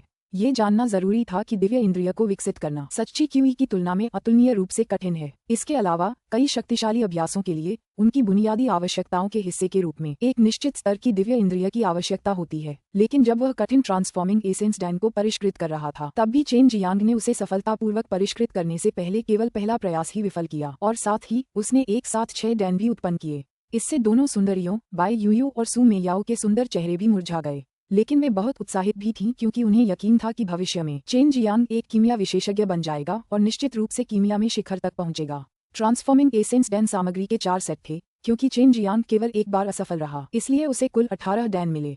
प्रत्येक डैन के हिसाब से कीमत 10,000 स्पिरिट कॉइन थी, जो कुल मिलाकर 180,000 स्पिरिट कॉइन थे। जड़ी बूटियों के प्रत्येक सेट की कीमत केवल 15,000 स्पिरिट कॉइन थी, और वह एक सेट से 6 डैन परिष्कृत कर सकता था। चेन जियांग निश्चित रूप से भाग्यशाली था, हालांकि वह ये भाग्य सामान्य दुनिया में नहीं बल्कि साधक की दुनिया में बनाने वाला था। बेटे, अब तो तुम बिल्कुल निश्चिंत होना, हम तुम्हारे स्पिरिट लेवल डैंस को सफलतापूर्वक निखारने का इंतजार कर रहे हैं। भगवान से शिकायत मत करना, सू मेयाओ ने कहा। वह चेन जियांग की कीमिया प्रतिभा से हैरान और खुश थी, लेकिन वह नहीं चाहती थी कि चेन जियांग इस सफलता पर बहुत ज्यादा घमंड करे। चेन जियांग ने जवाब में सिर हिलाया। शाम को चेन जियांग ने दान खाया और शहर से बाहर साधना करने चला गया। वह न केवल सच्ची ची की साधना कर रहा था, बल्कि अपने आंतरिक और बाह्य शरीर को परिष्कृत करने के लिए विभिन्न विधियों का भी उपयोग कर रहा था। इससे न केवल उसका शरीर और भी शक्तिशाली हो गया, बल्कि वह सच्ची ची को शीघ्रता से आध्यात्मिक शक्ति में परिवर्तित कर सका, जिससे वह दिव्य भाव की साधना कर सका। 1 महीने बाद चेन जियांग तीनों सबसे उपयोगी उच्च श्रेणी के नश्वर स्तर के दानों की शोधन प्रक्रिया से परिचित हो गया। उसने अपनी रसायन विद्या की तकनीकों को बेहतर बनाने के लिए कुछ कम प्रसिद्ध दानों को भी परिष्कृत करने का प्रयास किया। बेशक जरूरत से ज्यादा निर्भर न होने के लिए उसने शोधन के लिए अन्य रसायन भट्टियों का भी इस्तेमाल किया। शुरुआत में केवल छोटी मोटी असफलताओं के बाद अन्य भट्टियों के साथ शोधन में सफल होने में उसे बस थोड़ा ज्यादा समय लगा। उदाहरण के लिए ग्रैंड एलिमेंटल डैन को फ्लेम ड्रैगन की शानदार भट्टी में सफलतापूर्वक परिष्कृत करने में केवल आधा घंटा लगा, जबकि एक साधारण रसायन भट्टी में इसे परिष्कृत करने में लगभग 1 दिन लगा। 1 महीने में ही किंग सिटी में चेन परिवार की स्थिति भी स्थिर हो गई। उनके दान का कारोबार फैल गया। हालांकि उनके द्वारा बेचे जाने वाले दान सस्ते थे, लेकिन उनकी मात्रा बहुत ज्यादा थी, इसलिए चेन परिवार को अच्छी खासी कमाई हुई। सुबह चेन जियांग बाहरी शहर से चेन परिवार के महल में लौटा। स्नान करके बाहर आते ही उसने देखा कि स्टीवर्ड लाओ मा बेचैनी से दौड़ता हुआ आ रहा है। युवा गुरु, कुछ बड़ा हुआ है, लाओ मा जल्दी से चिल्लाया। क्या हुआ, बोलो, चेन जियांग ने जल्दी से पूछा। 10 दिन पहले कुलपति कुछ मसले सुलझाने गए थे, लेकिन जहर खाकर लौटे। अभी मेंग लाओ के साथ कई बुजुर्ग अपनी सच्ची क्यूई का इस्तेमाल करके जहर को दबा रहे हैं। कुलपति की जान खतरे में है। जैसे ही लाओ मा ने अपना आखिरी वाक्य पूरा किया, चेन जियांग का चेहरा धुंधला हो गया और वह वहां से चला गया। चेन जियांग का चेहरा गरिमा में लग रहा था जब वह निजी कमरे में आया। कई बुजुर्ग और मेन बो चेन तियानहू के ऊपरी शरीर पर अपने हाथ दबा रहे थे और उसके शरीर में जहर को दबाने के लिए अपनी सच्ची क्यूई दे रहे थे। चेन तियानहू का पूरा मजबूत और मांसल शरीर घोर काला पड़ गया था। उसका चेहरा खून से रहित प्रतीत हो रहा था और उस पर काली ऊर्जा के हल्के निशान थे जो ये दर्शाते थे कि उसे जहर दिया गया था। पास ही में चेन लुझोंग की भौहें एक बहुत छोटी सुई को देखते हुए फड़क उठीं। अध्याय 0065 जियोडू गिरोह। अध्याय 65 जियोडू गिरोह। इस समय कई बुजुर्ग और मेन बो, उनके चेहरे का रंग कुछ थका हुआ था, सभी पसीने से तर थे। उनके रूप रंग से साफ पता चल रहा था कि उन्होंने अपनी बहुत सारी सच्ची ची पी ली थी। मेरे पिताजी को जहर निकालने में मदद करने के लिए वरिष्ठों का बहुत बहुत धन्यवाद। अब उनकी हालत कैसी है, चेन जियांग ने पूछा। हालांकि उनकी आवाज शांत थी, लेकिन मन ही मन वे बेहद चिंतित थे। चेन तियानहू चेन जियांग के पिता और उनके एकमात्र परिवार थे। बचपन से ही उनके पिता ने उनकी देखभाल की थी, इसलिए उन्हें अपने पिता को खोने का डर सता रहा था। मेन बो ने कहा, निश्चिंत रहें, जहर अस्थायी रूप से दबा दिया गया है, लेकिन पूरी तरह से बाहर नहीं निकला है। जहर हड्डियों और मेरिडियन में पूरी तरह से समा गया है, यहाँ तक कि उसके 5 झाग और 6 फू में भी प्रवेश कर गया है। सौभाग्य से हम जहर को दबाने में कामयाब रहे, वरना। चेन जियांग ने आंखें बंद की और गहरी सांस ली, फिर दोनों मुठियां भींच लीं। मन ही मन वह पूरी तरह से गुस्से में था। एक अदृश्य मगर भारी स्लॉटर क्यू अचानक उसके शरीर से बाहर निकल आया। चेन तियानहू ने हल्की सी आंखें खोली, हालांकि उसकी आवाज बहुत कमजोर थी, पर गुस्से से भरी हुई थी। जियोडू गैंग, वो कमीने, उन्होंने हमारे चेन परिवार के सदस्यों के खिलाफ कई बार साजिश रची, इसलिए मैं खुद सारा हिसाब चुकता करने गया था। आखिर में लड़ाई छिड़ गई। जब मैं जियोडू गैंग के 2 प्रबंधकों और उनके 5 बुजुर्गों को मारने में कामयाब हो गया, तो उनके सरदार ने मेरे खिलाफ साजिश रच दी। मैंने लड़ाई जारी न रखने का फैसला किया और वापस भागा। चेन जियांग चौंक गया, यहाँ तक कि उन बुजुर्गों और मेन बो ने भी अविश्वास भरी नजरों से चेन तियानहू की ओर देखा। पिताजी, आप सचमुच अकेले ही जियोडू गैंग में घुस आए थे? चेन जियांग ने ठंडी, लंबी और गहरी सांस ली। जियोडू गैंग एक बहुत ही क्रूर संगठन था, जो जहर में माहिर था। कई मार्शल आर्टिस्ट इस काले संगठन से डरते थे। 10 साल पहले 2 परिवारों ने उनसे निपटने के लिए अपने सबसे बड़े विशेषज्ञों को भेजा था, लेकिन एक भी वापस नहीं आया। बाद में परिवार के दोनों मुखिया भी गए, लेकिन वे भी वापस नहीं लौटे। डरने की क्या बात है? जब से हमारे चेन परिवार ने याओ परिवार पर कब्जा किया है, तब से जियोडू गिरोह हमारे चेन परिवार का विरोध कर रहा है।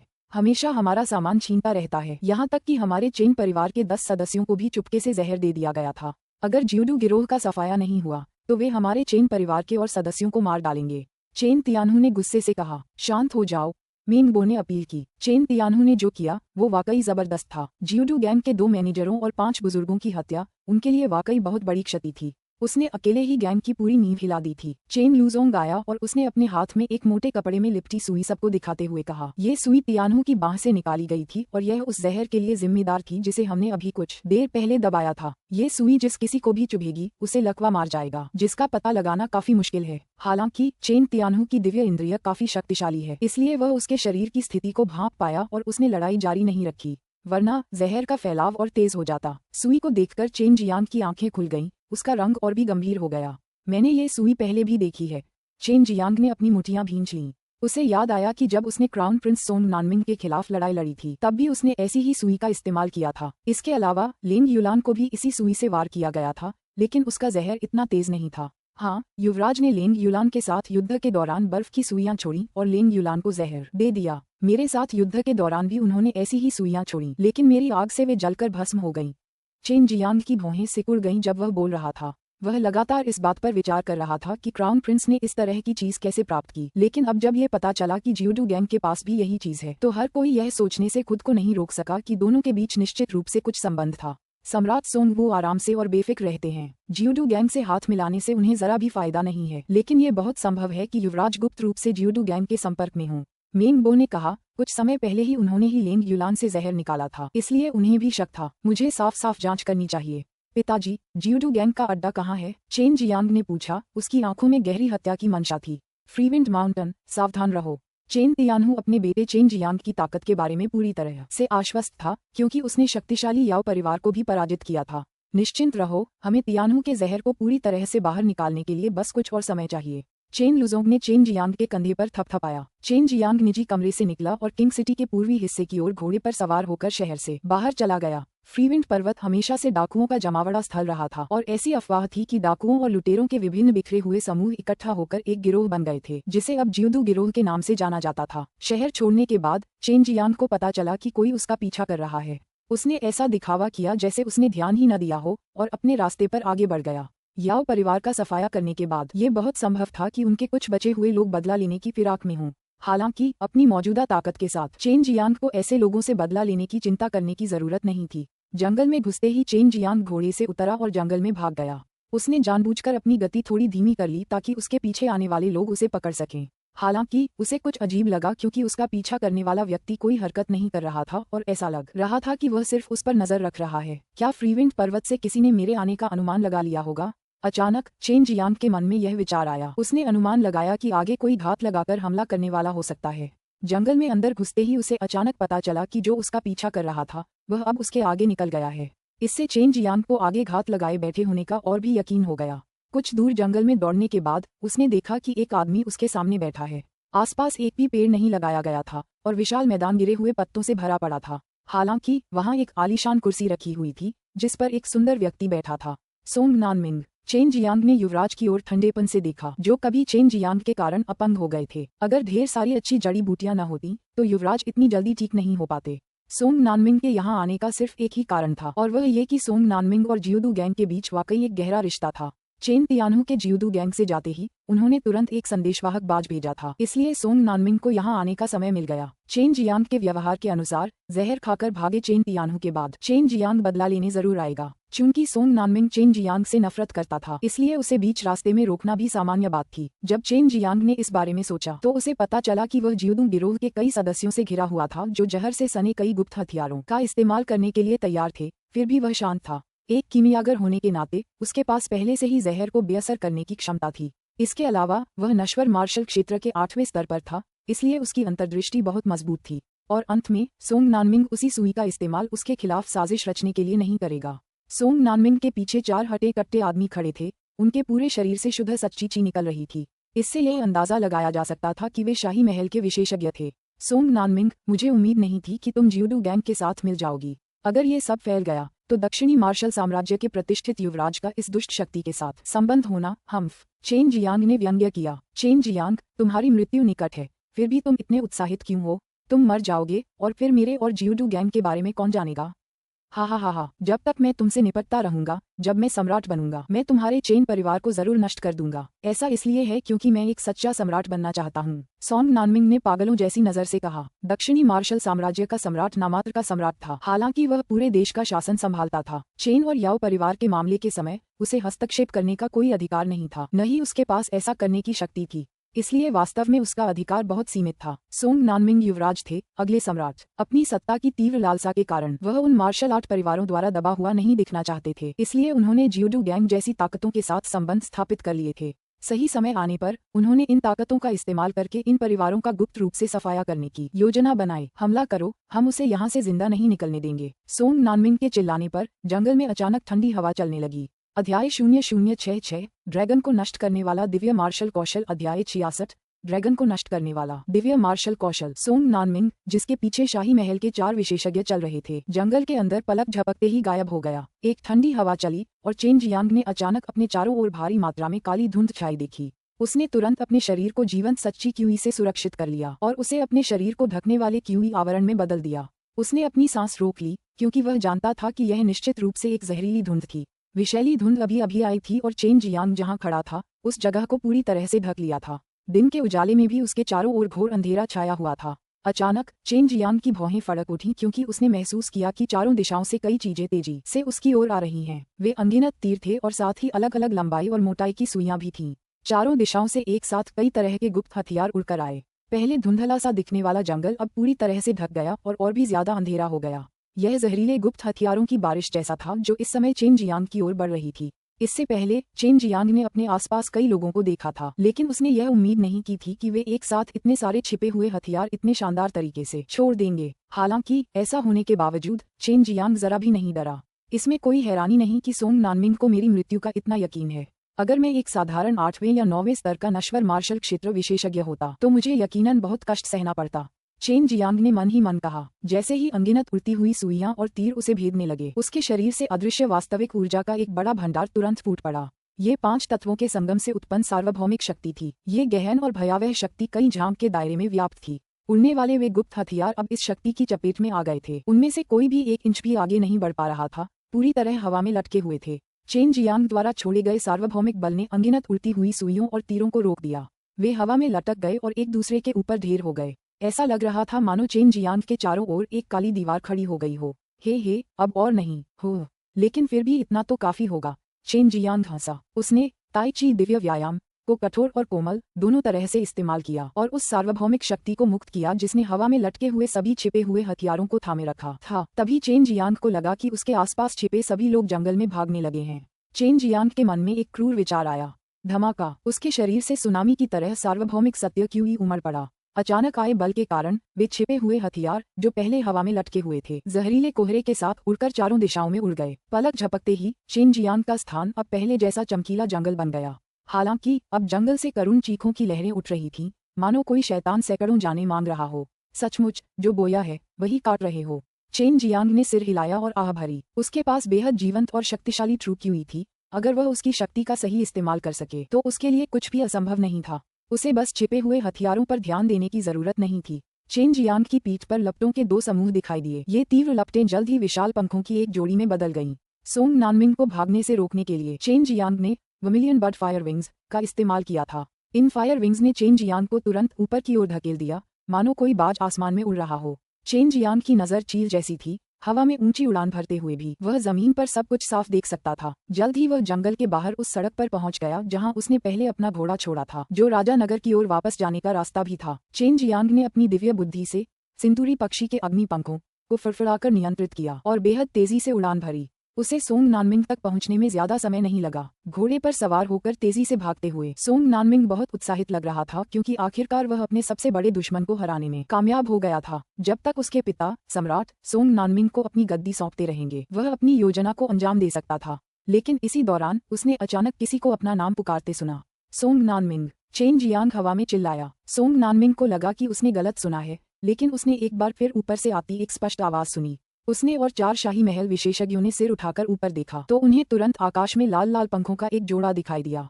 ये पंख एक व्यक्ति के शरीर से निकले हुए थे और वह व्यक्ति चेन जियांग था।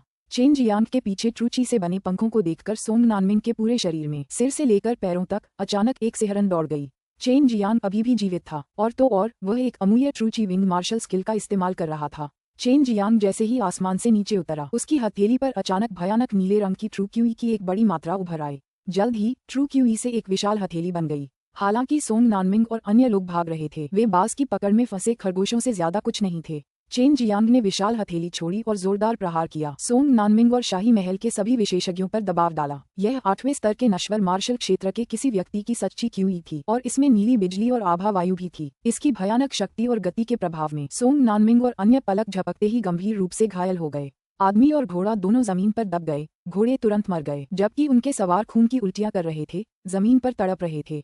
चेन जियांग एक लंबा ब्लेड लिए उनके पास पहुंचा। सोंग नानमिंग के सामने ही चेन जियांग ने उन शाही महल के विशेषज्ञों का एक एक करके सिर काटना शुरू कर दिया। अपने सामने ये भयावह दृश्य देखकर सोंग नानमिंग डर के मारे कांप उठा और उसकी पैंट भी गीली हो गई। चेन जियांग सोंग नानमिंग को बेवजह मार सकता था और वह ये जानता था। मौत बिल्कुल पास ही थी और हवा खून की तेज बदबू से भरी हुई थी। सोंग नानमिंग के सामने 4 सिर रखे गए थे, लेकिन उसके सामने मौजूद खूनी दृश्य के बावजूद उसे और भी ज्यादा डराने वाली बात थी चेन जियांग के चेहरे पर मुस्कान और उसके शरीर से निकलती मोटी वध क्यूई। मैंने पिछले मार्शल आर्ट टूर्नामेंट से इस मामले को आगे बढ़ाने का इरादा भी नहीं किया था, लेकिन मैंने ये भी नहीं सोचा था कि तुम मुझे मारने की साजिश रचोगे। यही तो तुमने मांगा था, चेन जियांग ने ठंडे स्वर में कहा। सोंग नानमिंग का सुंदर चेहरा भावहीन हो गया। वह गंभीर रूप से घायल था और उसमें प्रतिरोध करने की जरा भी ताकत नहीं बची थी। फिर भी उसने बड़ी मुश्किल से कहा, युवा स्वामी चेन, मैं। उसके वाक्य पूरा होने से पहले ही चेन जियांग की तलवार चली और सोंग नानमिंग का सिर धड़ से अलग हो गया। युवराज का सिर चेन जियांग ने धड़ से अलग कर दिया था। घमंडी आदमी हमेशा दूसरों की ऊर्जा बर्बाद करवाता है, चेन जियांग ने तिरस्कार से कहा। उसने सोंग नानमिंग की थैली ली और अंदर देखा। हजारों स्पिरिट सिक्कों के अलावा उसमें एक बिल्कुल नई किताब भी थी। चेन जियांग ने जल्दी से किताब निकाली और उसे खोला। जब उसने लोंग वू ड्रैगन मार्शल टेक्निक शब्द देखे तो वह मन ही मन खुश हो गया। उसने सोचा भी नहीं था कि सोंग नानमिंग सचमुच ड्रैगन मार्शल टेक्निक लेकर घूमेगा। चेन जियांग ने जल्दी से ड्रैगन मार्शल तकनीक को अदृश्य रिंग के अंदर डाल दिया ताकि सू मेयाओ और बाई यूयू इसका अध्ययन कर सकें। प्राचीन ड्रैगन मार्शल तकनीक को एक प्रकार का दिव्य अभ्यास माना जा सकता है।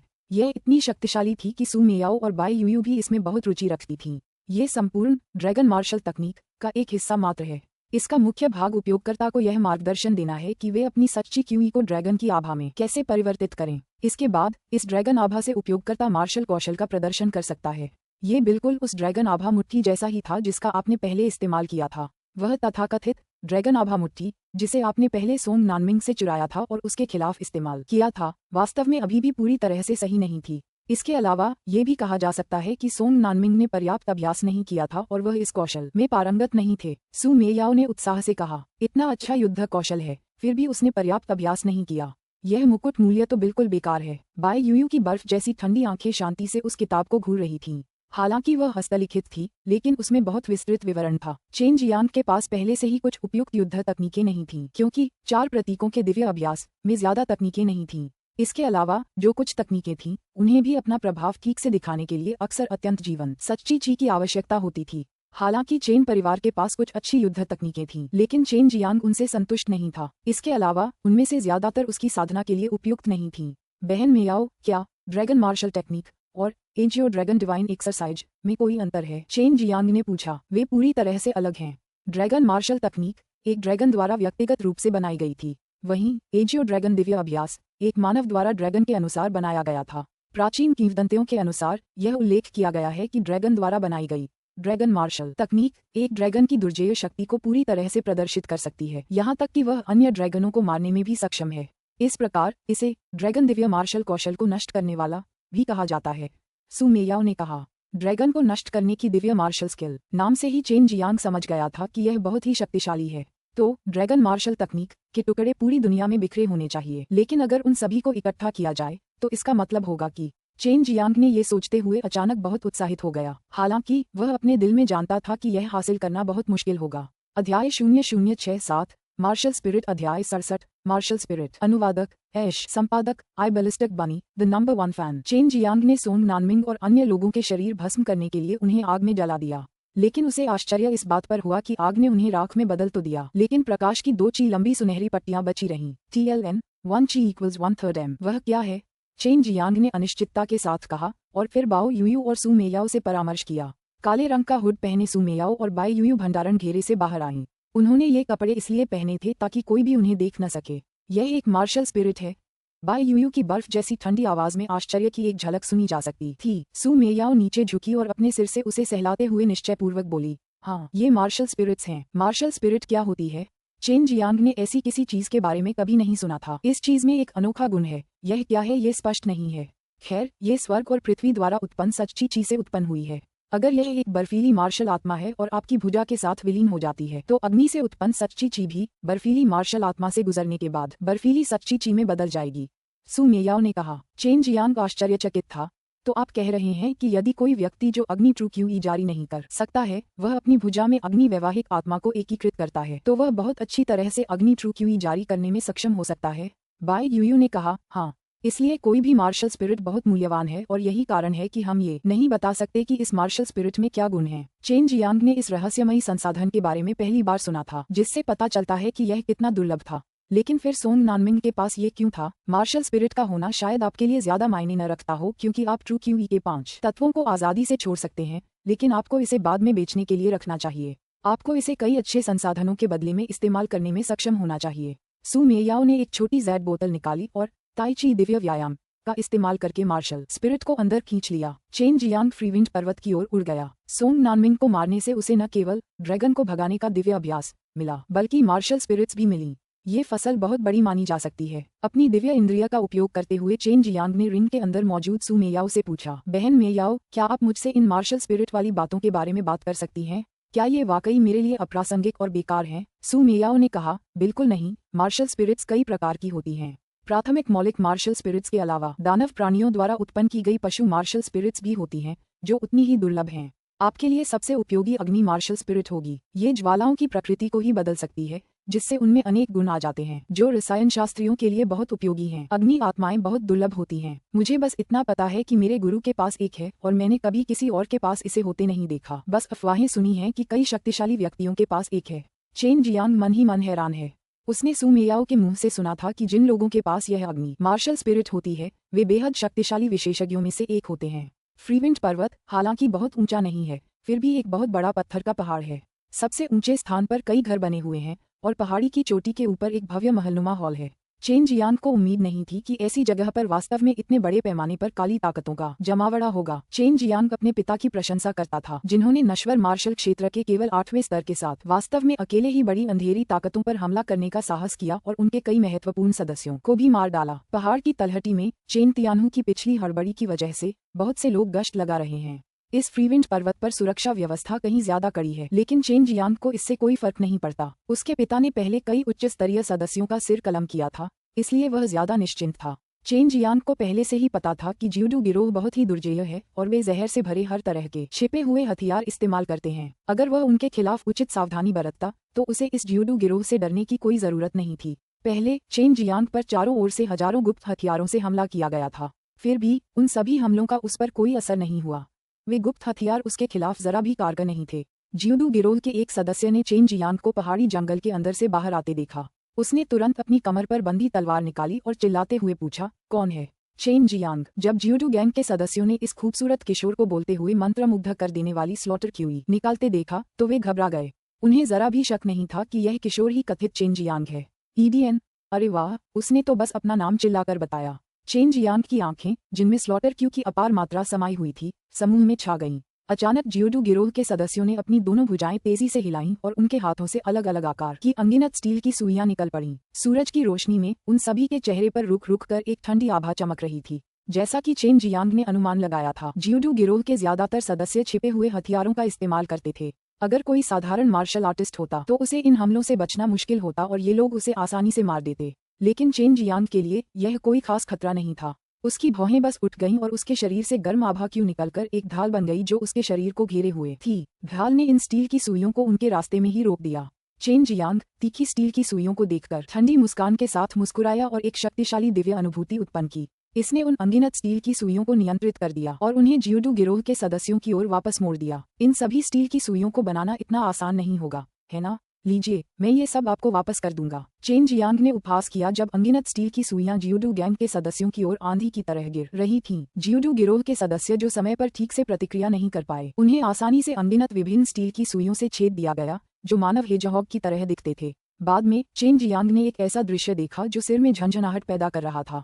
उससे कुछ ही दूरी पर वे 40-50 लोग, जिन्हें स्टील की सुइयां चुभने के बाद अचानक काले पड़ गए थे। ये लोग बेहद दर्दनाक चीखें निकाल रहे थे और उनके शरीर धीरे धीरे पिघलकर खून के काले कुंड में बदल रहे थे। ये खून जहरीला है क्योंकि न सिर्फ उनके शरीर बल्कि उनके कपड़े भी पिघल गए। धीरे धीरे उनके पास पड़े पत्थर और यहाँ तक कि स्टील की सुइयां भी गायब हो गईं, जिससे पता चलता है कि यह जहर कितना भयानक है। इस जियोडू गिरोह को ऐसे ही नहीं रहने दिया जा सकता, चेन जियांग ने भौहें चढ़ाते हुए कहा। उसने जहरीले खून को भस्म करने वाली बड़ी मात्रा में लपटें छोड़ी और फिर पहाड़ी की चोटी की ओर उड़ने लगा। अभी कुछ देर पहले जब चेन जियांग और जियोडू गैंग के सदस्य हरकत में आए तो पहाड़ी की चोटी से रुक रुक कर घंटियों की आवाजें आ रही थीं। चेन जियांग को पता चल गया था कि उसे पकड़ लिया गया है, फिर भी वह पहाड़ी की चोटी की ओर दौड़ा। पहाड़ी की चोटी पर पहुंचकर उसे आश्चर्य हुआ कि वहां कोई नहीं था। जब वह राजसी महल के हॉल में दाखिल हुआ तो उसने आलीशान विशाल हॉल के अंदर एक व्यक्ति को काले वस्त्र पहने देखा, लेकिन अचानक उस व्यक्ति के पीछे एक विशाल भीड़ प्रकट हुई जिसने उसे घेर लिया। उनकी संख्या हजारों में ही गिनी जा सकती थी। क्या तुम्हारे पिता मर गए हैं? एक सफेद बालों वाला बौना बदसूरत बूढ़ा आदमी बाहर आया और बहुत ही बदसूरत आवाज में पूछा। TLN, क्या बकवास है? उसके बारे में सब कुछ बदसूरत है। लॉल नहीं, बिल्कुल ठीक ठाक, चेन जियांग ने शांत भाव से जवाब दिया, जिससे उस बदसूरत बौने बूढ़े की आंखें गुस्से से फटी रह गईं। चेन जियांग ने निश्चित रूप से कहा कि यह बूढ़ा जियोडू गिरोह का सरदार होगा। तो फिर तुम यहाँ मरने क्यों आए हो? जियोडू गैंग के मुखिया ने ठंडे स्वर में कहा। जब उसने चेन जियांग की ओर देखा तो उसकी आंखों में ऐसा भाव था मानो वह किसी मरे हुए आदमी को देख रहा हो। मैं यहाँ मरने नहीं आया हूँ, मैं यहाँ तुम्हारी जान लेने आया हूँ, चेन जियांग ने गंभीरता से कहा। उसका चेहरा और लहजा पूरी तरह से गंभीर था। अध्याय 0068 जियोडूजी अध्याय 68 जियोडूजी अनुवादक ऐश संपादित थेनो वन फैन और इनलिस्टिक बनी। ये सुनकर जियोडू गैंग का नेता मानो कोई मजाक सुन रहा हो हंस पड़ा। उसके पीछे पीछे उसके आसपास खड़े सभी काले वस्त्रधारी लोग भी हंसने लगे। उनकी हंसी बेहद भद्दी और बेहद डरावनी थी। तुम्हारे पिता चुपचाप आ गए, इसीलिए हमें भारी कीमत चुकानी पड़ी। अगर हमने पहले ही एहतियात बरती होती तो उनकी मौत हो जाती, लेकिन अब तुम्हारे मामले में हमने ये जरूरी कदम उठाए हैं। इसमें कोई शक नहीं कि तुम जरूर मरोगे, जियोडू गिरोह के नेता ने एक भयावह हंसी के साथ कहा। तुम यहाँ आ पाए तो तुम्हें सोंग नानमिंग का सामना नहीं करना पड़ा। ये तुम्हारी खुशकिस्मती है, लेकिन तुम्हारा यहाँ आना भी मौत के समान ही है। बेशक मैं तुम्हें इतनी आसानी से मरने नहीं दूंगा, मैं तुम्हें धीरे धीरे जहर देकर मार डालूंगा और यहाँ तक कि चेन परिवार को धमकाने के लिए भी तुम्हारा इस्तेमाल करूंगा। चेन जियांग ने उसे बीच में टोकते हुए कहा। मैंने सोंग नानमिंग से मुलाकात की और इसका मतलब ये भी है कि मैंने आपके गौरवशाली जियोडू गैंग का भी अनुभव किया है, लेकिन ऐसा लगता है कि वे बहुत दुर्जय नहीं हैं।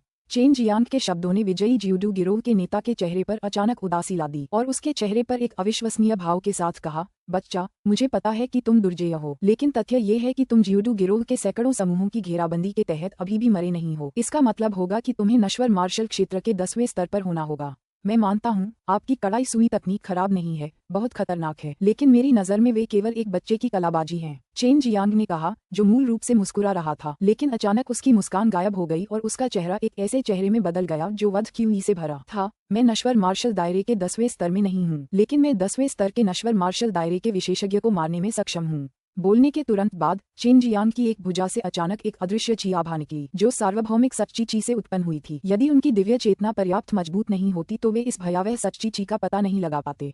जब जियोडू गिरोह के सदस्यों को चेन जियांग की हरकत का पता चला तो चेन जियांग ने पहले ही जोरदार मुक्का मारा और आगे की ओर दौड़ पड़ा। गति बहुत तेज होने के कारण ऊपर से एक जबरदस्त शक्ति ने एक बहरा कर देने वाला धमाका किया और पूरी जमीन इस शक्तिशाली शक्ति को सहन न कर पाने के कारण फट गई। क्यूई तरंगे इतनी तेजी से फैलीं कि उनके सामने से गुजरने वाली हर चीज हिल गई और चकनाचूर हो गई। इससे पूरा महल हॉल जोर से हिल उठा। पलक झपकते ही चेन जियांग का मुक्का फट पड़ा और उस बूढ़े आदमी की छाती के ऊपर सटीक रूप से लगा। लेकिन चेन जियांग को जिस बात ने आश्चर्यचकित किया वह ये थी कि जियोडू गैंग का नेता वास्तव में उड़कर बाहर नहीं गया और इसके बजाय उस क्षण में जियोडू गैंग के नेता ने एक क्यूई आभा जारी की और चेन जियांग की उस भयंकर शक्ति का सामना किया। जियोडू गिरोह के नेता ने सोचा भी नहीं था कि चेन जियांग इतनी अचानक और इतनी भयावह शक्ति के साथ काम करेगा। उसके अपने विचार से ये शक्ति कई 10वें स्तर के नश्वर मार्शल क्षेत्र विशेषज्ञों के बराबर थी। उसने मुंह भर खून उगल दिया क्योंकि चेन जियांग की मुट्ठी ने उसे गंभीर रूप से घायल कर दिया था। हमला करो, उसे मार डालो। जैसे ही आवाज धीमी हुई, चेन जियांग की मुट्ठी अचानक सुनहरी हो गई और अंदर की नसों में चमकती हुई ट्रू क्यूई बहने लगी। जिस जगह पर उसके पैर पड़े वह जगह चकनाचूर हो गई और बेहद शक्तिशाली ट्रू क्यूई उसके शरीर से बेतहाशा बाहर निकल आए। चेन जियांग ने एक बार फिर मुक्का मारा। ड्रैगन ऑरा फिस्ट, यह एक dragon slayer divine martial skill है और इसकी शक्ति की कल्पना मात्र ही की जा सकती है, ये देखते हुए कि इसका निर्माण यूनिवर्सल ट्रू ची का उपयोग करके किया गया था। रुको, मैं 100 विश संप्रदाय से हूँ। उसने बोलना भी पूरा नहीं किया था और फिर भी चेन जियांग की मुट्ठी, जो सुनहरी आभा की एक गेंद की तरह थी, जियूडू गिरोह के नेता के सिर पर हिंसक रूप से उड़कर उसे मारती हुई चली गई।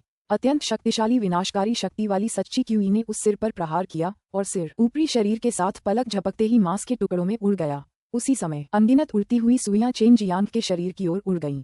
चेन जियांग ने पहले तो उन छिपी हुई सुइयों से नहीं निपटा, क्योंकि वह जानता था कि सभी छिपे हुए हथियारों को उनमें सच्ची क्यूई डालकर धकेला गया था और जब तक ये केवल इतना मजबूत था वह उनसे सटीक रूप से निपट सकता था। या तो शक्तिशाली ट्रू ची का उपयोग करके उन्हें सीधे भेद कर खोल देना या फिर उन्हें नियंत्रित करना ही इन छिपे हुए हथियारों से निपटने का एकमात्र तरीका था। चेन जियांग के पास एक मजबूत दिव्य भावना थी जिसे उसने जल्द ही जारी कर दिया और चारों ओर से आने वाली अनगिनत उड़ती हुई स्टील की सुइयां उसके लिए पूरी तरह से अलग हो गईं, क्योंकि उसकी नज़र में वे सभी स्टील की सुइयां धीमी हो गईं। इस बार चेन जियांग ने पहले के विपरीत इन स्टील की सुइयों का विरोध करने के लिए किसी भी सच्चे क्यूई का उपयोग नहीं किया, बल्कि अपनी दिव्य भावना के साथ सीधे इन जहरीली सुइयों को नियंत्रित किया और उन सुइयों को रोक दिया और उन्हें पूरी तरह से हवा में लटका दिया। हुन्फ, तुम्हारा भी यही हमला करने का तरीका है? चेन जियांग ने ठंडे स्वर में कहा और उसके शरीर से एक भयानक झुलसती हुई ची निकली। उसने इस झुलसती हुई ची और आग की लपटों से अपने आसपास की हर चीज को जलाना शुरू कर दिया और पलक झपकते ही वो सारी स्टील की सुइयां जलकर राख हो गईं। जियूडू गैंग के सभी सदस्य हैरान थे, क्योंकि उन्हें लग रहा था कि उनके छिपे हुए हथियार बहुत शक्तिशाली हैं और चेन जियांग भी अप्रत्याशित रूप से हैरान था। छिपे हुए हथियारों की दूसरी लहर शुरू करने की तैयारी में चेन जियांग अचानक अंदर के अग्नि सागर में गायब हो गया था। जैसे ही उन्होंने हवा में देखने के लिए अपना सिर उठाया, वहाँ एक विशाल जलती हुई हथेली थी जो गर्म क्यूई तरंगे छिड़क रही थी, मानो कोई बड़ा पहाड़ उन पर दबाव डाल रहा हो। बूम बूम बूम, विशाल जलती हुई हथेली नीचे दब गई, जिससे हिंसक और गड़गड़ाहट वाले विस्फोट हुए और महान हॉल में सैकड़ों गिरोहों के समूह दब गए और उन्हें मांस के टुकड़ों में बदल दिया, जिसके बाद ज्वाला भस्म हो गई। चेन जियांग ने एक बार फिर अपनी झूक्यू ट्रू ची को पूरी तरह से मुक्त कर दिया और उसे एक विशाल हथेली में बदल दिया और इस विशाल हॉल के अंदर हुए विस्फोट में जियूडू गैंग समूह के सभी सदस्य मारे गए। 10वें स्तर के नश्वर मार्शल क्षेत्र के विशेषज्ञ की नजर में आम लोग चींटियों जैसे होते हैं। ये भी कोई अतिशयोक्ति नहीं है कि 10वें स्तर के नश्वर मार्शल क्षेत्र की शक्ति 8वें स्तर के नश्वर मार्शल क्षेत्र की शक्ति की तुलना में अत्यंत प्रबल होती है। हालांकि चेन जियांग नश्वर मार्शल क्षेत्र के 8वें स्तर पर है, फिर भी उसकी शक्ति का प्रदर्शन नश्वर मार्शल क्षेत्र के 9वें स्तर के मार्शल कलाकारों और यहाँ तक कि 10वें स्तर के नश्वर मार्शल क्षेत्र, जो नश्वर मार्शल क्षेत्र की संपूर्ण अवस्था है, के साथ बराबरी का था। चेन जियांग हॉल से बाहर पहुंचा और फिर से अपनी भयानक शक्ति का इस्तेमाल किया, जो एक पहाड़ को तोड़ने में सक्षम थी, और फ्रीविंड माउंटेन टॉप को पूरी तरह से नष्ट कर दिया। फ्रीविंड माउंटेन से नीचे आते हुए चेन जियांग ने तुरंत ताई ची दिव्य व्यायाम का संचालन किया और अपने चिड़चिड़े वध क्यूई को एकत्रित किया, अन्यथा लोगों के एक समूह को मारने के बाद वह एक वध करने वाले मानव राक्षस की तरह लग रहा था।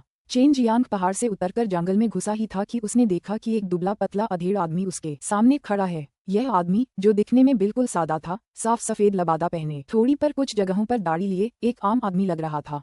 लेकिन जब चेन जियांग ने इस अधेड़ उम्र के व्यक्ति को देखा तो उसके मन में भय का भाव उत्पन्न हो गया। यह अधेड़ उम्र का व्यक्ति चुपचाप उसके पास प्रकट हुआ था और चेन जियांग उसकी ताकत का अंदाजा भी नहीं लगा पा रहा था। साथ ही चेन जियांग की अंतरात्मा ने उसे बताया कि यह अधेड़ उम्र का व्यक्ति बहुत खतरनाक है।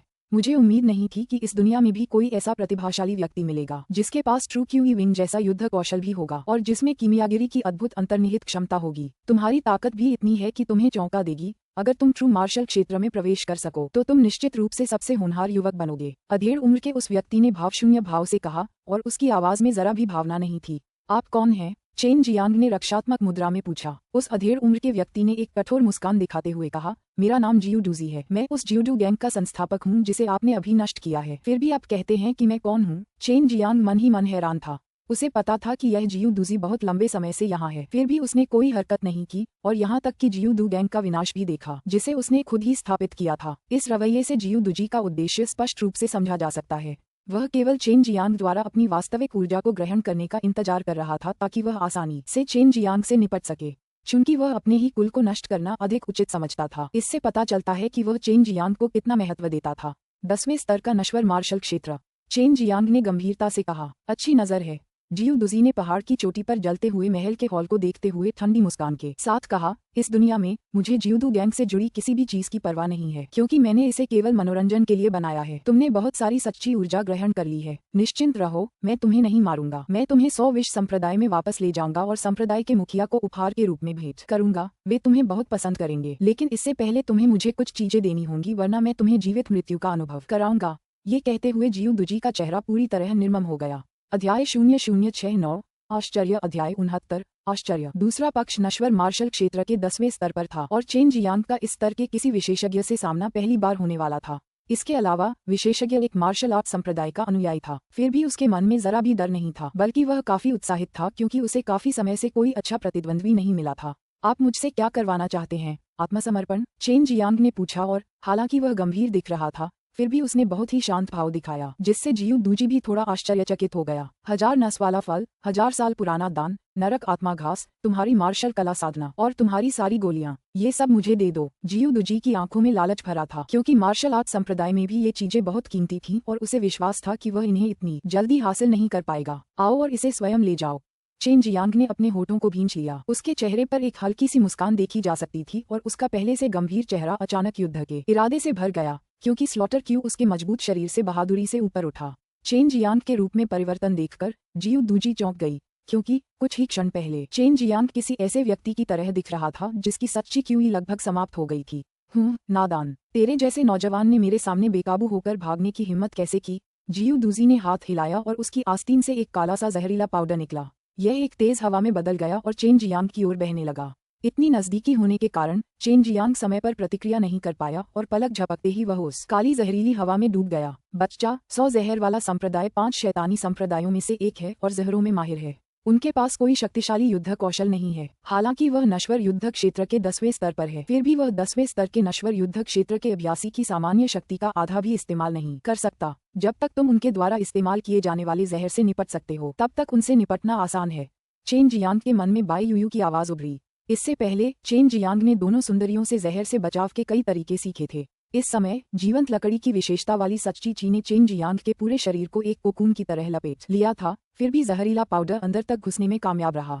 अगर उसकी सच्ची ची पर्याप्त जीवंत नहीं होती और जहरीली हवा को अंदर और बाहर से रोक नहीं पाती, तो उसे जहर लग जाता। इससे पता चलता है कि 100 जहर संप्रदाय अपने जहरों का इस्तेमाल करते समय कितने भयानक होते हैं। चेन जियांग का शरीर अचानक कांप उठा, क्योंकि उसके शरीर पर छाई जहरीली धुंध छट गई। ये धुंध जियू दुजी की ओर भी उड़ गई और उसी समय चेन जियांग एक कदम आगे बढ़ा और जियू दुजी के सामने पहुंच गया। उसने अपना मुंह खोला और दहाड़ते हुए नीले ड्रैगन की दहाड़ निकाली, जिससे बिजली की क्यूई आभा फूटने लगी और जहरीली धुंध के साथ जियू दुजी पर हमला करने लगा। नीला ड्रैगन दहाड़ का जादू खत्म करने के बाद चेन जियांग ने फिर ड्रैगन ऑरा फिस्ट का जादू चलाया। उसकी सच्ची क्यूई एक ड्रैगन ऑरा में बदल गई। इस ड्रैगन ऑरा का इस्तेमाल करते हुए उसने एक स्वर्गीय बाघ तूफान मारक मुट्ठी निकाली। इस भयावह ड्रैगन क्यूई ऑरा के निकलने के बाद इसने एक के बाद एक भयानक क्यूई ऑरा विस्फोट उत्पन्न किए। जियू दुजी को उम्मीद ही नहीं थी कि चेन जियांग उसके जहर का प्रतिरोध करेगा, बल्कि बिजली की गति से, और वो भी इतनी भयानक सच्ची ची के साथ उस पर पलटवार करेगा। पलक झपकते ही उसकी अपनी जहरीली धुंध के साथ चेन जियांग के दर्जनों वार उसके शरीर पर पड़ गए। जियू दुजी के शरीर पर पड़ने वाले हर मुक्के से एक भयानक ची विस्फोट हुआ, जिससे जमीन भी कांप उठी। झटके के कारण आसपास के पेड़ों से पत्तियां गिरने लगीं और जियू दुजी ने मुंह भर खून उगल दिया। बहरहाल जियू दुजी भी 10वें स्तर का नश्वर मार्शल क्षेत्र का एक मार्शल अभ्यासी था। हालांकि वह अक्सर जहर का इस्तेमाल करता था, फिर भी उसकी सच्ची ची बहुत सक्रिय थी, इसलिए उसे अपनी सच्ची ची पर एक हद तक नियंत्रण था। वह अपनी सक्रिय सच्ची ची से चेन जियांग के हिंसक और भयानक मुक्कों का तुरंत प्रतिरोध करने में सक्षम था। अच्छा दोस्त, मैंने तुम्हें कम आंका था, लेकिन अभी मुझे नीचा मत समझना। जियू दुजी बोलते हुए उसने दर्जनों काली काली हंसियां छोड़ी, जो हवा में फैलकर चेन जियांग की ओर उड़ी। TLN स्निकसनी, एक बड़ी तलवार जैसी चाकू। चेन जियांग ने अपनी वास्तविक ऊर्जा को तेजी से सक्रिय किया और अपने सामने एक आभा दीवार खड़ी कर दी, जिससे गहरे काले रंग की स्निकसनीज रुक गईं। लेकिन स्निकसनीज पिछली जहरीली सुइयों से अलग थीं और इनसे निपटना इतना आसान नहीं था। आश्चर्यजनक रूप से जहर से भरी ये स्निकसनीज धीरे धीरे उसकी आभा दीवार को भेदने लगीं। कुछ ही दूरी पर जियू दुजी अपनी दिव्य चेतना से इन स्निकसनीज को नियंत्रित कर रहा था। बेटे, तुम अभी भी बहुत नाजुक हो, फट जाओ, जियू दुजी ने व्यंग्य किया और ठीक उसी क्षण स्निकसनीज फट गए। उनमें से एक शक्तिशाली क्यूई आभा फूट पड़ी, जबकि ये स्निकसनीज कुछ खास निकले। अप्रत्याशित रूप से उनमें संपीड़ित क्यूई आभा डाली जा सकती थी, इसलिए जब वे फटे तो चेन जियांग की आभा दीवार भी उनके साथ बह गई और साथ ही एक काली जहरीली धुंध भी फूट पड़ी। इस जियू दुजी के पास अनगिनत साधन थे और उन सभी से बचाव करना लगभग असंभव था। अगर कोई और 10वें स्तर का नश्वर मार्शल क्षेत्र विशेषज्ञ होता तो वह निश्चित रूप से मारा जाता।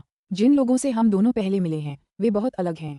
जिन लोगों से तुम मिले हो, हालांकि तुम उन्हें आसानी से हरा सकते हो, फिर भी मेरी नज़र में वे कुछ भी नहीं हैं।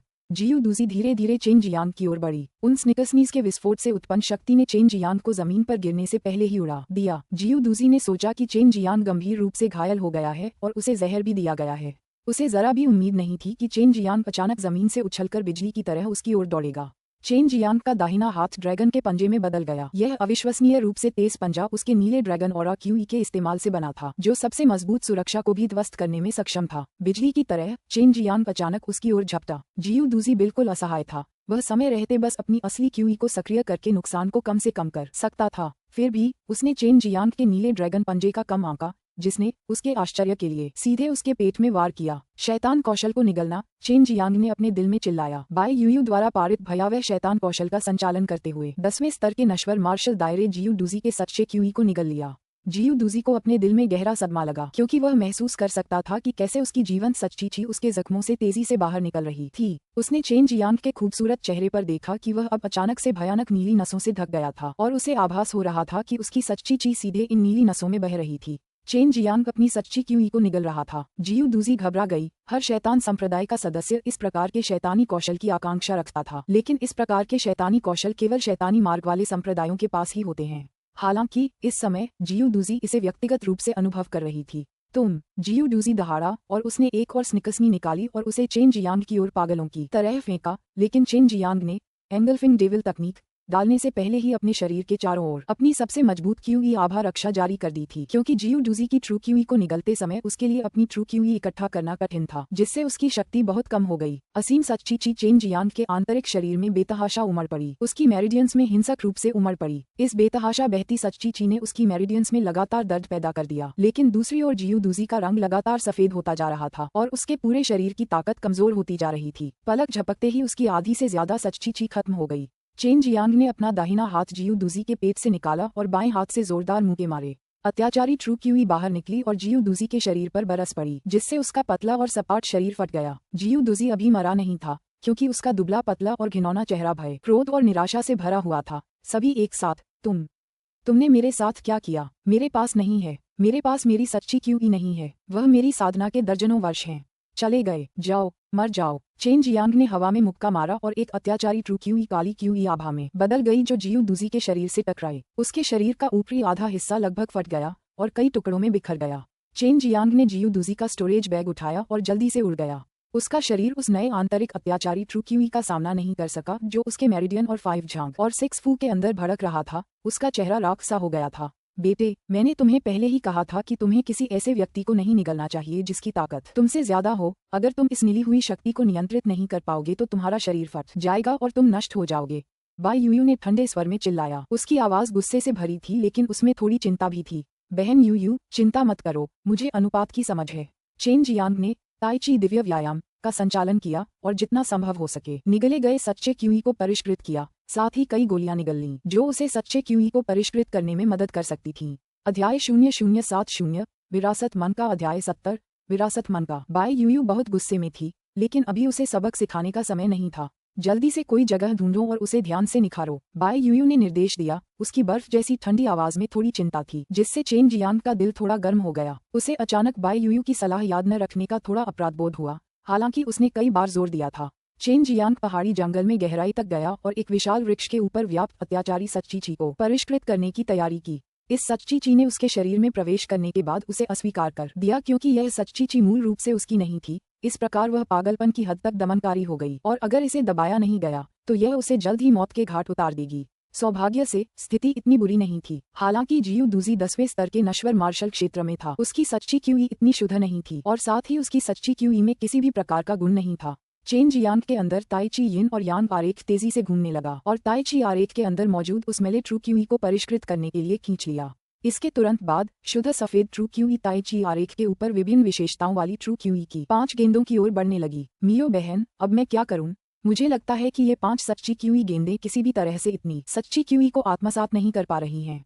चेन जियांग ने पूछा। इन्हें संपीड़ित करके एक आकार बनाएं। इन 5 तत्वों से 5 अलग अलग आकृतियां बनाएं। सच्ची QE गेंदें। सू मेयाओ ने तुरंत उत्तर दिया। तो मैं नश्वर मार्शल क्षेत्र के 9वें स्तर सच्चे रूप क्षेत्र में प्रवेश करने जा रहा हूँ। चेन जियांग ने पूछा। नश्वर मार्शल क्षेत्र के 9वें स्तर में प्रवेश करने के लिए सच्ची QE को संपीड़ित करके एक रूप बनाना पड़ता था। इतनी जल्दी नहीं, क्योंकि आप सभी 5 सच्ची QE गेंदों से रूप को संघनित करना चाहते हैं और आप 4 प्रतीकों का दिव्य अभ्यास भी कर रहे हैं। तो आपको नीला ड्रैगन, सफेद बाघ, सिंदूरी पक्षी और काले कछुए, इन 4 संस्थाओं को जमाना चाहिए। सू मेयाओ ने निर्देश दिया। चेन शियांग ने भौहें चढ़ाईं और कहा, लेकिन मैं इन 4 दिव्य जानवरों का असली रूप नहीं जानता, तो मैं उनका रूप कैसे बदलूंगा? इसके अलावा मेरा मुख्य साधना अभ्यास ताई ची दिव्य अभ्यास है, तो क्या मेरा सच्चा रूप मेरे मुख्य अभ्यास से संबंधित नहीं होना चाहिए? 4 प्रतीकों का दिव्य व्यायाम ताई ची दिव्य व्यायाम का एक शाखा व्यायाम है। ताई ची दिव्य व्यायाम और 4 प्रतीकों का दिव्य व्यायाम में नश्वर मार्शल क्षेत्र के 9वें स्तर में प्रवेश करने के लिए आकृतियों को जमा करने के लिए एक ही स्मृति सहायक है। इसलिए यदि आप मेरे पिछले स्मृति सहायकों के अनुसार चलते हैं तो स्वाभाविक रूप से आप 4 दिव्य पशु रूपों को जमा करने में सक्षम होंगे। सू मेयाओ बोला। TLN स्मृति सहायक जप सूत्र। सू मेयाओ की बात सुनकर उसे तुरंत 4 प्रतीकों का दिव्य अभ्यास और ताई ची दिव्य अभ्यास के एक समान प्रतीत होने वाले स्मृति सिद्धांत का ख्याल आया, जिसे वह पूरी तरह समझ नहीं पाया था। सू मेयाओ ने एक बार कहा था कि यह सबसे महत्वपूर्ण स्मृति सिद्धांत है, हालांकि उसने उसे यह नहीं बताया था कि यही स्मृति सिद्धांत सच्चे स्वरूप को स्थापित करने के लिए जिम्मेदार है। चेन जियांग ने तुरंत स्मृति विज्ञान के अनुसार अभ्यास शुरू कर दिया और पूर्व निर्धारित विधि के अनुसार सच्ची ची को अपने डेंटियन में प्रवाहित किया।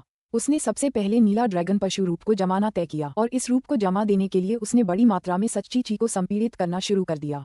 इस प्रक्रिया के दौरान बड़ी मात्रा में सच्ची ची एक साथ संपीड़ित हुई और इसके कारण सच्ची ची लगातार फटती रही। इन छोटे विस्फोटों के कारण उसकी सच्ची ची में गुणात्मक परिवर्तन हुआ, जिससे सच्ची ची और अधिक जीवंत और निडर हो गई। पूरा दिन बीत गया और चेन जियांग के ताई ची चित्र के ऊपर सांप के रूप में सच्ची ची नाच रही थी। अभी तक वह केवल एक भ्रूण रूप में थी और पूरी तरह से आकार नहीं ले पाई थी, इसलिए उस पर नीले ड्रैगन की बारीकियां अभी तक दिखाई नहीं दे रही थीं। तुम्हारा सच्चा रूप अभी अभी आकार ले रहा है, इसलिए यह असली और अंतिम रूप नहीं है। नश्वर मार्शल क्षेत्र पूर्ण क्षेत्र के 10वें स्तर पर पहुंचने के बाद ही तुम्हारे शरीर के भीतर का सच्चा रूप जीवंत होगा। तुम्हें सभी 5 गुणधर्मों को अलग अलग एक रूप में संपीड़ित करना होगा और तभी तुम स्वयं को नश्वर मार्शल क्षेत्र के 9वें स्तर पर आगे बढ़ा हुआ मान सकते हो। सू मेयाओ ने आगे कहा। चेन जियांग ने अपना सिर हिलाया और साधना जारी रखी। अगली सुबह चेन जियांग के शरीर के ऊपर की शाखाओं और पत्तियों पर सुबह की गर्म रोशनी चमक रही थी। चेन जियांग ने धीरे से अपनी आंखें खोलीं और धीरे से आह भरी, क्योंकि उस समय वह केवल 2 सच्चे QE रूपों को ही जमा पा रहा था। नीला ड्रैगन और सिंदूरी पक्षी के रूप अत्यंत धुंधले थे, लेकिन उन्हें बड़ी मात्रा में सच्ची QE को संपीड़ित करके ढाला गया था, इसलिए वे पहले की तुलना में बहुत अधिक जीवंत थे। मूल रूप से सच्ची ची गेंद एक बहुत बड़े स्थान में एक छोटे से मनके की तरह थी, जिसके अंदर सैकड़ों चावल के दाने के आकार की सच्ची ची समाहित थी। लेकिन अब उस छोटे से मनके में हजारों चावल के दाने के आकार की सच्ची ची समाहित थी, लेकिन ये केवल प्रारंभिक अवस्था थी। अगर कोई वास्तव में एक जीवंत सच्ची ची रूप को जमाना चाहता था, तो उस समय उसे उस छोटे से स्थान में सैकड़ों हजारों चावल के दाने के आकार की सच्ची ची को संपीड़ित करना पड़ता था। केवल 2 सच्चे QE रूप। चेन जियांग ने अपने डेंटियन के अंदरूनी हिस्से का निरीक्षण किया और ताई ची आरेख के ऊपर सांप के रूप और पक्षी के रूप को अपने पंख फैलाते हुए देखकर थोड़ा निराश हुआ। बस बहुत हो गया। उस आदमी की सच्ची QE में बहुत ज्यादा अशुद्धियां थीं और उसे परिष्कृत और संपीड़ित करने के बाद भी ज्यादा कुछ नहीं बचा। सू मेयाओ बोली। हुन्फ, अगली बार ऐसा दोबारा मत करना। बाय यूयू की गुस्से भरी आवाज सुनाई दी, जिससे चेन जियांग का पूरा शरीर कांप उठा। चेन जियांग ने तुरंत माफी मांगते हुए मुस्कुराते हुए कहा, यूयू बहन, मुझसे गलती हो गई। अगली बार ऐसा नहीं होगा। मुझे पता है कि तुम दोबारा ऐसा करने की हिम्मत नहीं करोगे, बाय यूयू ने गुनगुनाते हुए कहा। यद्यपि उन्होंने नश्वर मार्शल क्षेत्र के 9वें स्तर में प्रवेश नहीं किया था, फिर भी चेन जियांग को लगा कि उनकी ताकत में काफी वृद्धि हुई है, क्योंकि उनके सच्चे QE के संपीड़न के दौरान उत्पन्न होने वाले छोटे विस्फोटों ने उनके सच्चे QE की गुणवत्ता को बढ़ा दिया था। चेन शियांग पहले चावल के दाने के बराबर सच्ची ची से एक पेड़ उड़ा सकता था, लेकिन अब उतनी ही सच्ची ची से वह 10 पेड़ उड़ा सकता था। ऐसा इसलिए था क्योंकि उसकी वर्तमान सच्ची ची का एक दाना पिछली सच्ची ची के 10 दानों को संपीड़ित करके बनाया गया था, जिससे उसकी गुणवत्ता में भारी सुधार हुआ। यह उसकी निरंतर साधना का परिणाम था। सच्ची ची का ये संपीड़न असीम था और जितना अधिक वह पिछली गुणवत्ता से आगे बढ़ना चाहता था, उतना ही उसे इसे और भी संपीड़ित करने का प्रयास करना पड़ता था। लेकिन ये संपीड़न प्रक्रिया बहुत कठिन थी, क्योंकि इसके लिए बड़ी मात्रा में आत्मा ची को अवशोषित करके उसे सच्ची ची में परिवर्तित करना पड़ता था। चेन जियांग ने पूछा, मेयाओ बहन, 4 प्रतीकों के दिव्य अभ्यास का उपयोग करके मैं केवल 4 रूपों को ही ठोस रूप दे सकता हूँ, जबकि मेरे पास सच्ची ची के 5 तत्व हैं। तो मेरी पृथ्वी की सच्ची ची किस रूप को ठोस रूप देगी? ताई ची डिवाइन एक्सरसाइज में एक दिव्य हाथी है। हालांकि जब मैं उसका रूप गढ़ रहा था, तो मैंने कमल का रूप गढ़ना चुना। एक हाथी। चेन जियांग के दिल में खुशी की लहर दौड़ गई क्योंकि उसके मन में हाथी सबसे शक्तिशाली जानवर था। चेन जियांग अभी भी पेड़ की चोटी पर बैठा था और चुनकी जियोडू गैंग से निपटा जा चुका था, इसलिए यह इलाका अब सुरक्षित था। इसी समय उसने जियोडूजी का स्टोरेज बैग निकाला और अंदर झांका कि कहीं कोई कीमती चीज तो नहीं है। अंदर बहुत सारी चीजें थीं, हालांकि इनमें से ज्यादातर चीजें जहरीली सुई वाले छिपे हुए हथियार जैसी ही थीं। जहरीले पाउडर, जहरीली जड़ी बूटियां भी मौजूद थीं और कुछ मारक और दान भी थे। कुछ बड़े स्पिरिट सिक्के भी थे और ये सभी चीजें चेन जियांग के काम की थीं, क्योंकि अगर उसे अपने आगे के रास्ते में किसी भी तरह का खतरा होता तो इन छिपे हुए हथियारों और जहरीली जड़ी बूटियों का इस्तेमाल दूसरों पर हमला करने के लिए किया जा सकता था, जिससे उसकी फसल काफी अच्छी हो जाती थी। चेन जियांग को भंडारण थैली के अंदर एक चौकोर जैद का डिब्बा भी मिला। उसने डिब्बा बाहर निकाला, लेकिन जब उसने उसे खोलने की कोशिश की तो उसे आश्चर्य हुआ कि वह उसे खोल नहीं पा रहा था। अपनी दिव्य इंद्रिय का प्रयोग करके देखो, इस जैड बॉक्स के अंदर जरूर कुछ होगा और सिर्फ प्रबल दिव्य इंद्रिय से ही तुम इसे खोल पाओगे। सू मेयाओ बोली, मानो अंगूठी के अंदर होने के बावजूद भी वह बाहर देख पा रही थी। चेन जियांग ने तुरंत अपनी दिव्य इंद्रियां जैड बॉक्स में डाल दी, लेकिन वह तुरंत घबरा गया।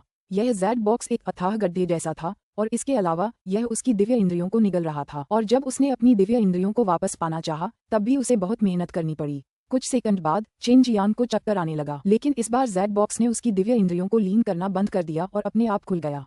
चेन जियांग को उसके अंदर सिर्फ एक अखरोट के आकार का जैड मोती दिखाई दिया और यह जैड मोती भी एक पीले रंग के दिव्य जानवर की खाल पर रखा हुआ था। इसी समय बाई यूयू और सू मियाओ रिंग के अंदर से बाहर आईं और चेन जियांग के बगल में विशाल पेड़ की चोटी पर एक मोटी शाखा पर खड़ी हो गईं और चेन जियांग के हाथों में मौजूद चीज को ध्यान से देखने लगीं। यह एक विरासत का मनका है। जब तक तुम्हारी चेतना इस विरासत के मनके में प्रवेश करती है तुम अंदर छिपे संदेश को ग्रहण कर सकोगे, सू मियाओ ने कहा।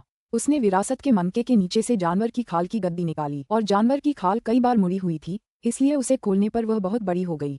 तो दूसरे शब्दों में इस मनके में वह जानकारी है जो अन्य लोगों द्वारा छोड़ी गई थी। चेन जियांग ने पूछा, ठीक है, कुछ संप्रदायों के दीन इस तरह की विधि का उपयोग करते हैं। अधिकांश दीन इसी तरह अपने मार्शल कौशल आगे बढ़ाते हैं, इसलिए इस विरासत के मनके में दूसरों द्वारा छोड़ा गया कोई मार्शल कौशल या कीमिया का अनुभव हो सकता है, बाई यूयू ने कहा। चेन जियांग मन ही मन बहुत खुश हुआ क्योंकि उसे उम्मीद नहीं थी कि जियोडूजी के पास सचमुच इतना बड़ा खजाना होगा। उसने तुरंत अपनी चेतना को विरासत में मिले जैड मोती के अंदर उड़ेल दिया। इसके तुरंत बाद उसके मन में अचानक ढेर सारी जानकारी उमड़ पड़ी और मन में सारी जानकारी पड़ने के बाद उसका चेहरा खुशी से भर गया।